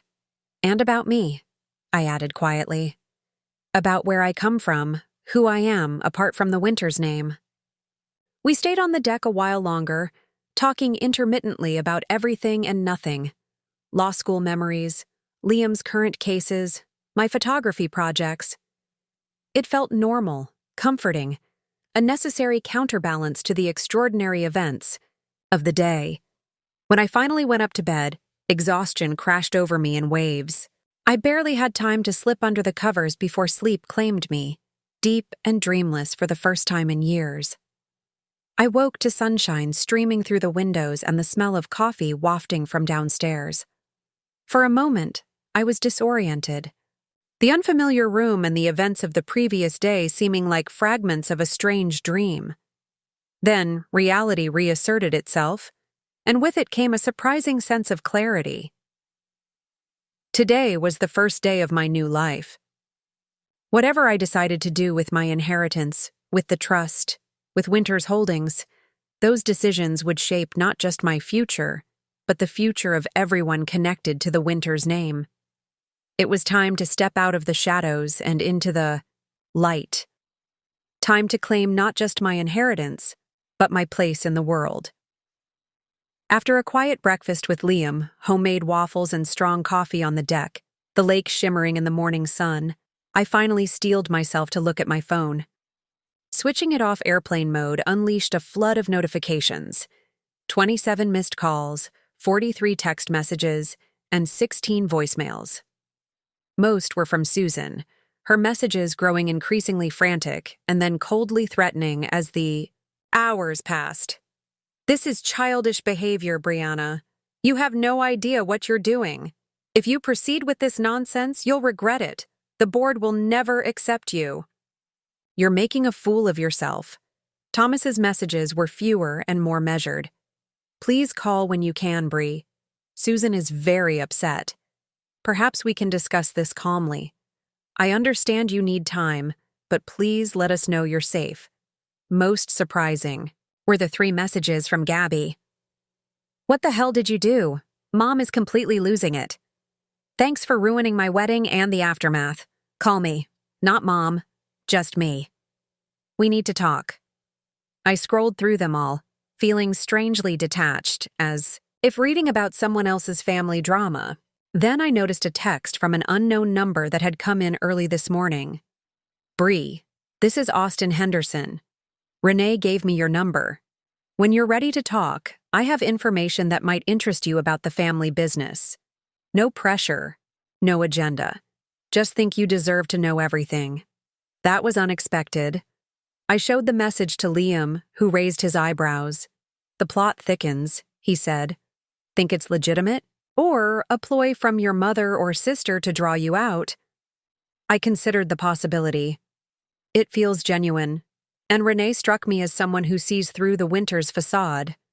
If she gave him my number, worth following up on then, Liam agreed. "But not today. Today you were going to call Vincent Gregory, right?" I nodded, pulling the business card from my purse. Vincent Gregory, CEO, Gregory International Consulting. The card listed an office in downtown Chicago and a direct mobile. "Number." My finger hovered over the digits. What would I say to this man who was my biological father, a stranger whose DNA I carried, whose existence had been systematically erased from my life? After a moment's hesitation, I dialed. He answered on the second ring. "Vincent Gregory." His voice was deep, authoritative, but not harsh. I found myself momentarily speechless. "Hello?" he prompted. "Mr. Gregory," I finally managed. "My name is Brianna Winters. I believe you know who I am." A sharp intake of breath, then silence for several seconds. "Brianna," he said finally, his voice softer now. Yes, I know exactly who you are. Thomas gave me your card.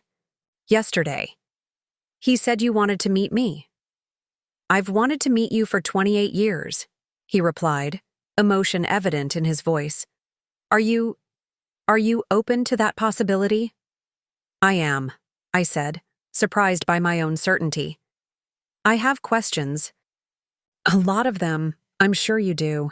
A pause, then. "I'm actually not far from Chicago right now. I have a lake house in Harbor Country. Where are you?" I glanced at Liam, who had moved to give me privacy, but remained within eyesight on the other end of the deck. "I'm in Michigan. As well, near South Haven. That's less than an hour from me, Vincent said, sounding genuinely pleased by the coincidence. Would you consider meeting today? I could drive to you or meet somewhere neutral, whatever makes you comfortable. The prospect of moving so quickly was daunting, but something in his voice, an earnestness, a barely contained hope, made me agree. There's a coffee shop in South Haven, on the harbor, Dockside Coffee. Would that work? Perfectly. What time? We settled on noon, giving me a couple of hours to prepare myself. After ending the call, I rejoined Liam. He wants to meet today, I explained. In South Haven. Liam nodded. Do you want me to come with you? I considered the offer. Having Liam there would be comforting, a buffer between me and this stranger who was somehow not a stranger. But something told me this first meeting needed to be just between Vincent and me. I think I need to do this alone, I said. But thank you. Of course. I've got some work I can do here. Just call if you need anything, okay? The drive to South Haven was beautiful, winding roads through forests just beginning to bud with spring green, occasional glimpses of the vast blue lake. I borrowed Liam's car, a sleek silver Audi that handled the curves with ease. Dockside Coffee turned out to be a charming cafe with a wall of windows overlooking the harbor where colorful sailboats bobbed at their moorings. I arrived 15 minutes early, selecting a corner table with a good view of both the entrance and the water. I ordered herbal tea, too nervous for caffeine, and waited, trying to quiet the butterflies in my stomach. What did I hope to gain from this meeting? Information, yes, but also something less tangible. A connection to a part of myself I'd never been allowed to know, perhaps. At precisely noon, a man entered the cafe. Tall, trim, with silver hair and a face that bore the dignified signs of age while retaining a youthful energy. He wore casual but expensive-looking weekend clothes, dark jeans, a light blue button-down, a navy blazer. Our eyes met across the room, and something passed between us. Recognition on a level deeper than memory or knowledge. He approached slowly, as if afraid I might disappear if he moved too quickly. Brianna, he said when he reached my table, my name almost a question. I nodded, standing. Vincent. For an awkward moment, we simply looked at each other, neither sure of the appropriate greeting. Then he smiled, a warm, genuine smile that transformed his serious face. You look exactly like your grandmother, he said softly. My mother. She had the same eyes. The simple observation touched something deep within me. All my life, I'd been told I didn't resemble anyone in the family. Not Susan with her perfect features, not Thomas with his distinguished bearing. To suddenly have a point of connection, a genetic heritage I could see and acknowledge, felt like a missing puzzle piece sliding into place. Please sit, I said, gesturing to the chair opposite mine. He ordered coffee, black, and for a few minutes we engaged in awkward small talk about the weather, the lake, the charming town of South Haven. Then, as if by mutual agreement, we moved to deeper waters. I've followed your career, Vincent said, surprising me. Your photography is extraordinary. You have a gift for capturing the essence of a person, the truth beneath the surface. I blinked, caught off guard by both his knowledge of my work and his thoughtful assessment of it. Thank you. Photography has always been my passion, even when my family considered it an unsuitable profession. Susan always did care too much about appearances, Vincent remarked, a hint of old pain in his voice. I imagine she preferred for you to pursue something more conventionally prestigious. She wanted me to go to law school, follow in Thomas's footsteps, I confirmed. I tried for a while. That's how I met my friend Liam, who's become my attorney. But my heart wasn't in it. Vincent nodded, understanding in his eyes. Harold once told me that true success comes only when you follow. Your genuine talents, not when you force yourself into a mold others have created for you. The mention of my grandfather created an opening for the questions burning inside me. You knew him well, didn't you? Grandpa Harold. Very well, Vincent confirmed. He was my mentor, my friend. In many ways, he was more of a father to me than my own had been. He took a sip of his coffee. That's partially why Susan and I connected initially. We both orbited Harold's world, both sought his approval. And then I happened, I said quietly. Vincent's expression softened. You didn't just happen, Brianna. You were created, and while the circumstances were complicated, you were never a mistake. Not to me. Then why did you leave? Why didn't you fight for me? The questions tumbled out before I could stop them, raw and plaintive. Vincent set down his cup, his face grave. That's the story I've waited 28 years to tell you. Vincent took a deep breath, his fingers tracing the rim of his coffee cup as he gathered his thoughts. I met your mother at Winters Holdings. I was Harold's protege, being groomed to eventually take over the company. Susan was Harold's daughter, brilliant and ambitious, determined to prove herself in what was still very much a man's world. He smiled faintly, remembering. We were both in our 20s, both eager to impress Harold, both working impossible hours. It started as friendship, mutual respect, then something more. But you were engaged to someone else, I prompted, recalling what Thomas had told me. Vincent nodded. Rebecca, my college sweetheart. We'd been together for years. We're planning our wedding. But things had been strained between us, and the more time I spent with Susan. He trailed off, then met my eyes directly.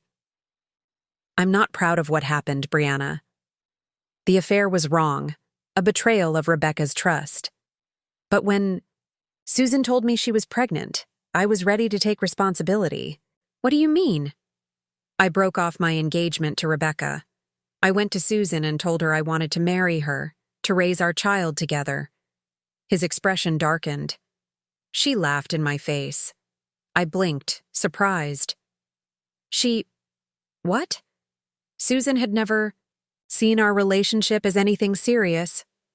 For her, it was a diversion, perhaps a small rebellion against Harold's expectations.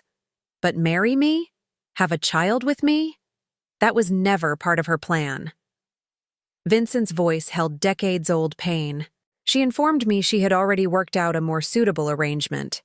She was going to marry Thomas Winters, a man from the right social background, with the right connections. He would adopt the baby as his own, and no one would ever know. The truth. But didn't you fight back? Try to claim your rights? I asked, struggling to understand. Vincent's eyes clouded with old regret. I did, at first. I went to Harold, told him everything, begged for his support. But Susan had gotten to him first. She convinced him I was unstable, obsessed with her, making up the paternity claim to force her into marriage. He shook his head. Harold didn't believe her completely. He knew his daughter too well for that. But he also wasn't willing to risk a scandal that could damage the company or his family's reputation. So he sided with Susan, I said, the familiar feeling of disappointment settling in my chest. Not exactly, Vincent replied, surprising me. He proposed a compromise. Thomas would still marry Susan and legally adopt you, giving you the Winters name and all its advantages. I would step back, not contest the adoption. In exchange, Harold would ensure I could be part of your life in some capacity, as a family friend, perhaps, or a distant uncle. He stared out at the harbor, his expression distant. I didn't like it, but I thought it was better than nothing. At least I would be able to know you, to watch you grow up, even if you didn't know I was your father. But that didn't happen, I said, the pieces falling into place. I never even met you until today. Vincent nodded, his jaw tightening. Susan had no intention of honoring that agreement. Once she had what she wanted, marriage to Thomas, control of the Winters name, and you, safely adopted with no legal connection to me. She shut me out completely, changed her number, refused my calls, threatened restraining orders if I tried to see you. And Harold allowed this? After his promise to you? A bitter smile crossed Vincent's face. Harold loved his daughter, despite her flaws. And by then, I had left Winters Holdings, started my own consulting firm. I wasn't part of his daily life. Anymore? Wasn't there to remind him of his broken promise? He paused. Though in fairness to Harold, I think he tried in his own way. He would occasionally mention you during our infrequent meetings, show me a school photo Susan had given him. It wasn't much, but it was something. So you just gave up? I couldn't keep the accusation from my voice. Vincent flinched slightly, acknowledging the hit. Not entirely. I hired private investigators to follow your progress from a distance. I knew which schools you attended, saw photographs of your graduations. I sent birthday cards every year through Harold, though I don't know if you ever received them. I didn't, I said quietly. I suspected as much. He sighed. When you turned 18, I tried to contact you directly, sent letters to your college address. Did any of those reach you? I shook my head, thinking of all the mail my mother had helpfully collected and sorted during my college years, ostensibly to make things easier for me. After several failed attempts, I decided to respect what I thought was your choice. I assumed Susan had told you about me, and that you had decided you wanted nothing to do with your biological father. His voice grew softer. It was painful, but I told myself it was your right to make that decision. But it wasn't my decision, I said, anger building not at Vincent, but at Susan, at the systematic way she had erased this part of my history. I never knew about you. Never knew I had another father. They let me believe I was Thomas's biological daughter my entire life. Vincent's eyes widened. You didn't know? At all? Until Thomas told you yesterday? No. I knew I was different, that I didn't quite fit. But they never told me why. He looked stricken. Brianna, I'm so sorry. If I had known, if I had any idea, they had kept the truth from you completely, I would have tried harder, done more. I took a sip of my tea, now cold, giving myself a moment to process. What changed? Why did you reach out to Thomas recently? Harold's death, Vincent replied. When he passed away 6 years ago, I lost my last tenuous connection to you. I respected the boundaries for a while longer, but as I entered my 60s, I found myself increasingly unwilling to go to my grave without at least trying once more. He offered a small, sad smile. Life grows more precious as you get older, and with it, the relationships that truly matter. So you contacted Thomas. Yes, I'd heard through business circles that things weren't entirely harmonious between Susan and him. I thought he might be more receptive than she would be. I've been reaching out periodically for several months, becoming more persistent as Gabby's wedding approached. He paused. I knew you would be there, and I hoped Thomas might arrange for us to meet, however briefly. But he didn't, I said. Not until yesterday, after everything fell apart. Vincent looked puzzled. What exactly happened yesterday? Thomas was vague on the phone, just said there had been a situation at the wedding and that you were finally ready to learn about me. I considered how much to share, then decided on the truth. All of it. I told Vincent about the hallway seating, about finding the jewelry and the will in the attic 2 years ago, about confronting my family at the wedding and reclaiming what was rightfully mine. I told him about Austin and the text messages, about Thomas revealing the full extent of my inheritance, control of the family trust, and finally, about coming to Michigan to process everything that had happened.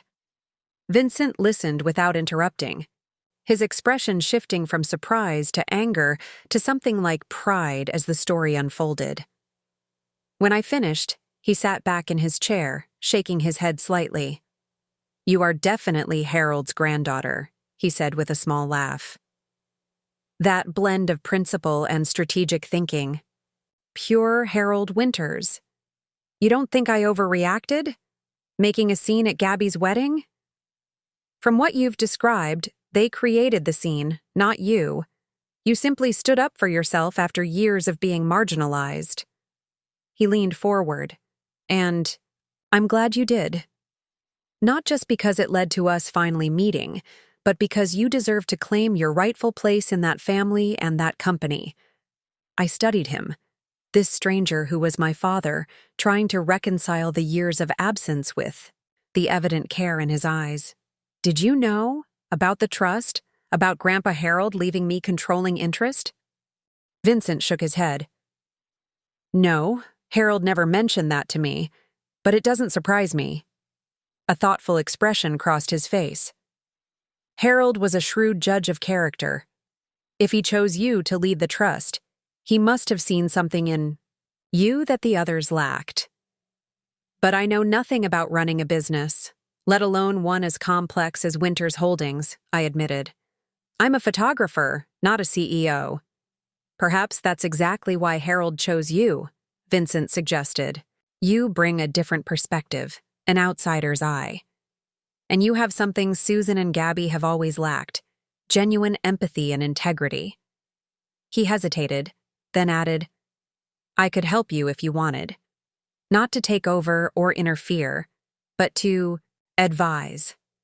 After all, I've spent the last 30 years building and running my own successful company. The offer hung between us, tempting and terrifying at once. This man, my biological father, was offering me not just a connection to my past, but potentially a partner in navigating my future. Could I trust him? Should I? Before I could respond, my phone buzzed with an incoming text. I glanced down to see another message from Austin. I need to meet with you urgently. Susan and Gabby are planning something. Tomorrow at the latest. It concerns the trust. I looked up at Vincent, a decision forming in my mind. Perhaps it was time to stop running and start confronting, not just my past, but my future. I think, I said slowly, I'm going to need all the help I can get. Vincent, and I spent another hour at the coffee shop, our conversation shifting from the painful past to the uncertain future. I showed him Austin's text, explaining what little I knew of the Hendersons, Austin's apparent integrity, Renee's perceptiveness, their clear distaste for Gabby's manipulations. The Henderson connection could be valuable, Vincent noted, nodding, thoughtfully. Henderson Tech has been a potential acquisition target for Winters Holdings for years. If Susan and Gabby were pushing for a merger through the marriage, then they've lost that leverage now, I finished. But what would they be planning regarding the trust? And why would Austin warn me? Vincent's expression grew serious. There are legal maneuvers they might attempt, claiming you're unfit to manage the trust, filing for temporary control while challenging the will. None would likely succeed in the long run, but they could tie things up in court for months, even years. I thought of Liam, waiting for me back at the lake house with his legal expertise. I should get back and discuss this with my attorney. And respond to Austin. Vincent nodded, standing as I did. I understand. He hesitated, then added, Brianna, I know this is all very sudden, and I don't expect you to trust me immediately. But I hope this might be the beginning of something, not just a one-time meeting. Looking at him, this stranger with my eyes, my grandfather's strategic mind, and 28 years of thwarted attempts to know me. I felt something shift inside. Not forgiveness exactly, for a wrong he hadn't fully committed, but openness to what might be. I'd like that, I said simply. He smiled, relief evident in his expression. Here's my card with my personal number. He scribbled something on the back. And this is the address of my lake house, in case you need me. I'll be staying there at least through the weekend. We parted with an awkward but genuine hug, the first physical contact with my biological father in my adult life. As I drove back to Liam's lake house, my mind raced with all I had learned, all that might still happen.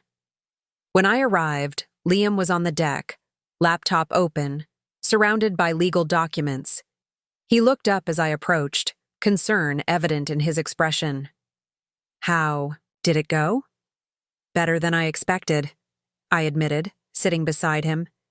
Vincent seems genuine, and he offered to help me navigate the Winters Holdings situation. I pulled out my phone, showing him Austin's message, which might be more urgent than we thought. Liam frowned, reading the text. What do you want to do? Meet with Austin? I think I have to, but not alone, and not without preparation. I glanced at the documents spread before him. What have you been working on? Getting ahead of whatever Susan might try. He turned his laptop toward me, showing a legal filing. This is a petition to officially recognize you as the controlling trustee of the Winters Family Trust, based on Harold's will. If we file this first thing Monday morning, it establishes your claim before Susan can contest it. And if she tries to challenge it, she'd be fighting an uphill battle. The will is clear, and as Harold's direct descendant, the courts will favor your claim. He hesitated. But litigation could still drag on for months. The ideal scenario would be to assert control quickly and decisively enough that challenging you becomes impractical. I nodded, thoughts coalescing into a plan. I need to meet with Austin, find out what he knows. Then I think I should return to Chicago. Not hiding, not running, but ready to take control of what's mine. When do you want to meet Austin? I typed. A quick response. I can meet tomorrow morning.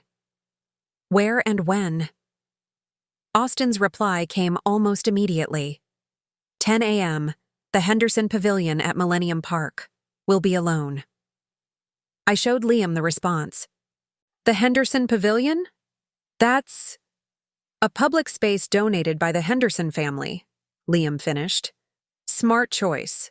Very public, neutral ground, but with the Henderson name attached. Symbolic territory. You've thought about this a lot, I observed. With a small smile, Liam shrugged, a hint of color touching his cheeks. Professional habit. I analyze everything in terms of positioning and leverage. He closed his laptop. So tomorrow morning we meet Austin, then head back to Chicago? We? I assumed you'd want me there as your attorney. His expression grew uncertain. Unless you'd prefer to meet him alone?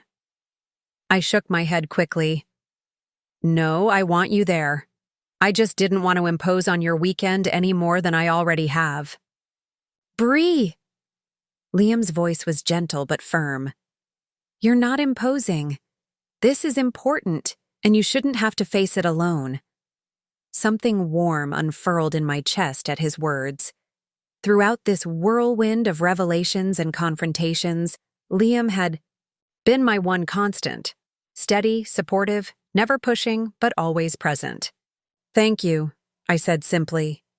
We spent the rest of the afternoon and evening preparing, reviewing the documents Thomas had given me, outlining potential scenarios for Monday's board meeting, drafting statements I might need to make.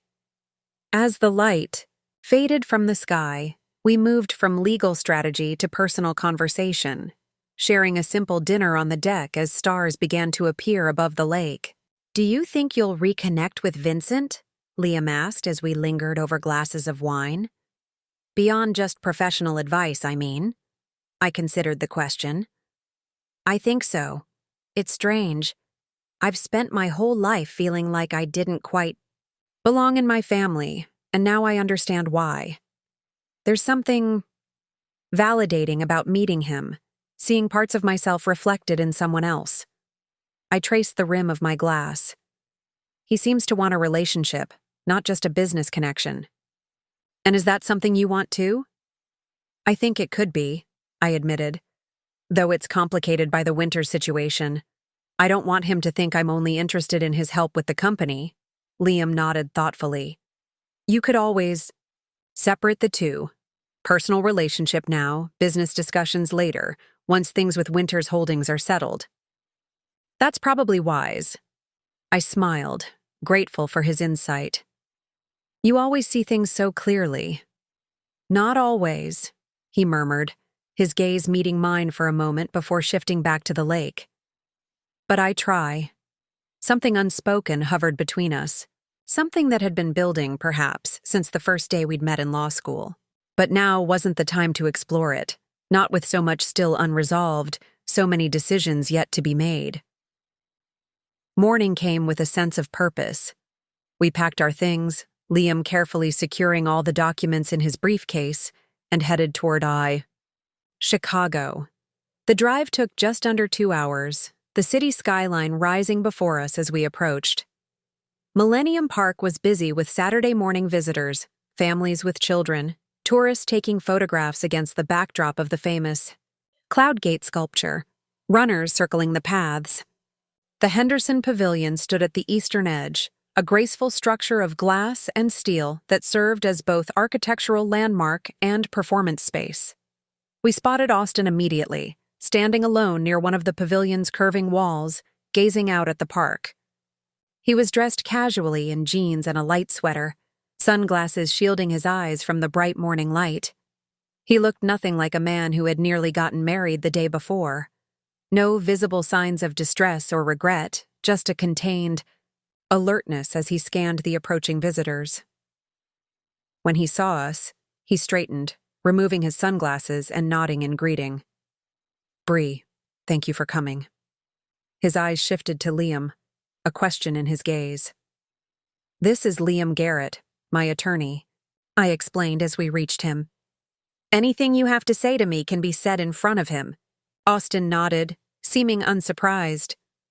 Of course, probably wise, given what I'm about to tell you.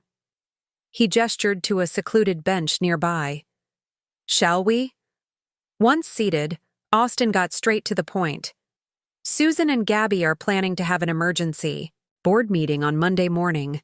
They're going to try to remove Thomas as CEO and install Gabby in his place, consolidating their control before you can assert your claim to the trust. I exchanged a glance with Liam, whose expression remained professionally neutral despite the alarming news. How do you know this? I asked Austin. Gabby called me last night, he explained. Despite everything, she still thinks I can be manipulated, that I'll help her if she acts apologetic enough. A hint of disgust crossed his face. She explained the whole plan, thinking I'd be impressed by her strategic thinking. She doesn't know I've been aware of her manipulations for months. Why are you telling me this? I asked directly. Why help me instead of them? Austin met my gaze steadily. Because I've spent the past year watching how they operate. The lies, the manipulations, the disregard for anyone who stands in their way, and I've seen how they've treated you. He shook his head slightly. My mother raised me to recognize integrity when I see it, and to stand against injustice when I can. His answer seemed sincere, but caution made me press further. And there's nothing else? No other motive? A hint of a smile touched his lips. Well, I'd be lying if I said there wasn't some satisfaction in undermining Gabby's plans after what she tried to do to me. But mostly? He shrugged. It's the right thing to do. Liam leaned forward. What exactly are they planning for Monday's meeting? They've been quietly lobbying board members for weeks, promising various incentives for support, Austin explained. The official reason for removing Thomas will be erratic decision-making and failure to protect the company's interests, basically blaming him for giving Brie information about her inheritance. Do they have the votes? Liam asked. It's close, but I think so. Most of the board members are longtime allies of Susan's. I considered this information, trying to see the angles, the possibilities. What about you? What's your role in their plan?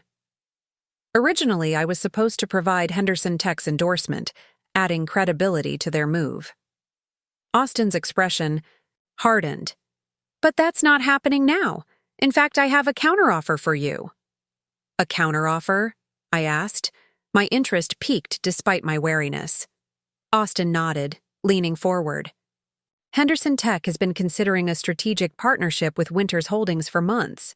That's partly why Gabby was so eager to marry me. But I'm offering you that partnership directly, independent of Gabby or Susan. Why would you do that? Liam asked, his tone professionally skeptical.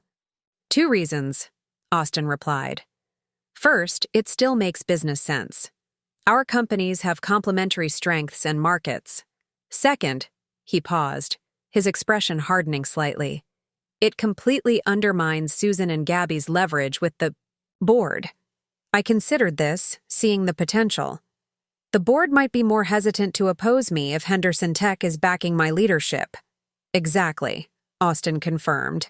My mother is prepared to issue a formal statement supporting your claim to the trust and expressing Henderson Tech's eagerness to work with you specifically. Liam looked thoughtful. That could change the calculus for board members who are on the fence. There's more, Austin continued. Several board members who pledged support to Susan did so because they believed I would bring Henderson Tech into a merger only if Gabby had significant control. When I clarify that's not the case, their allegiance might shift, I finished, seeing the strategy. Austin nodded. I've already spoken to 2 of them who seem willing to reconsider their position. I glanced at Liam, whose slight nod told me he saw the value in this alliance. Still, caution made me ask, what do you want? In return, nothing unreasonable, Austin assured me. Just a seat at the table as we discuss potential collaborations, and your commitment to consider our partnership proposal in good faith.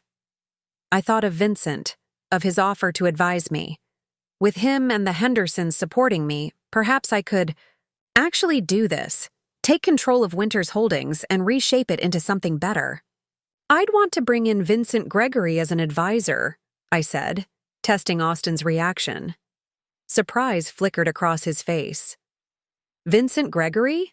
The founder of Gregory International? How do you know him?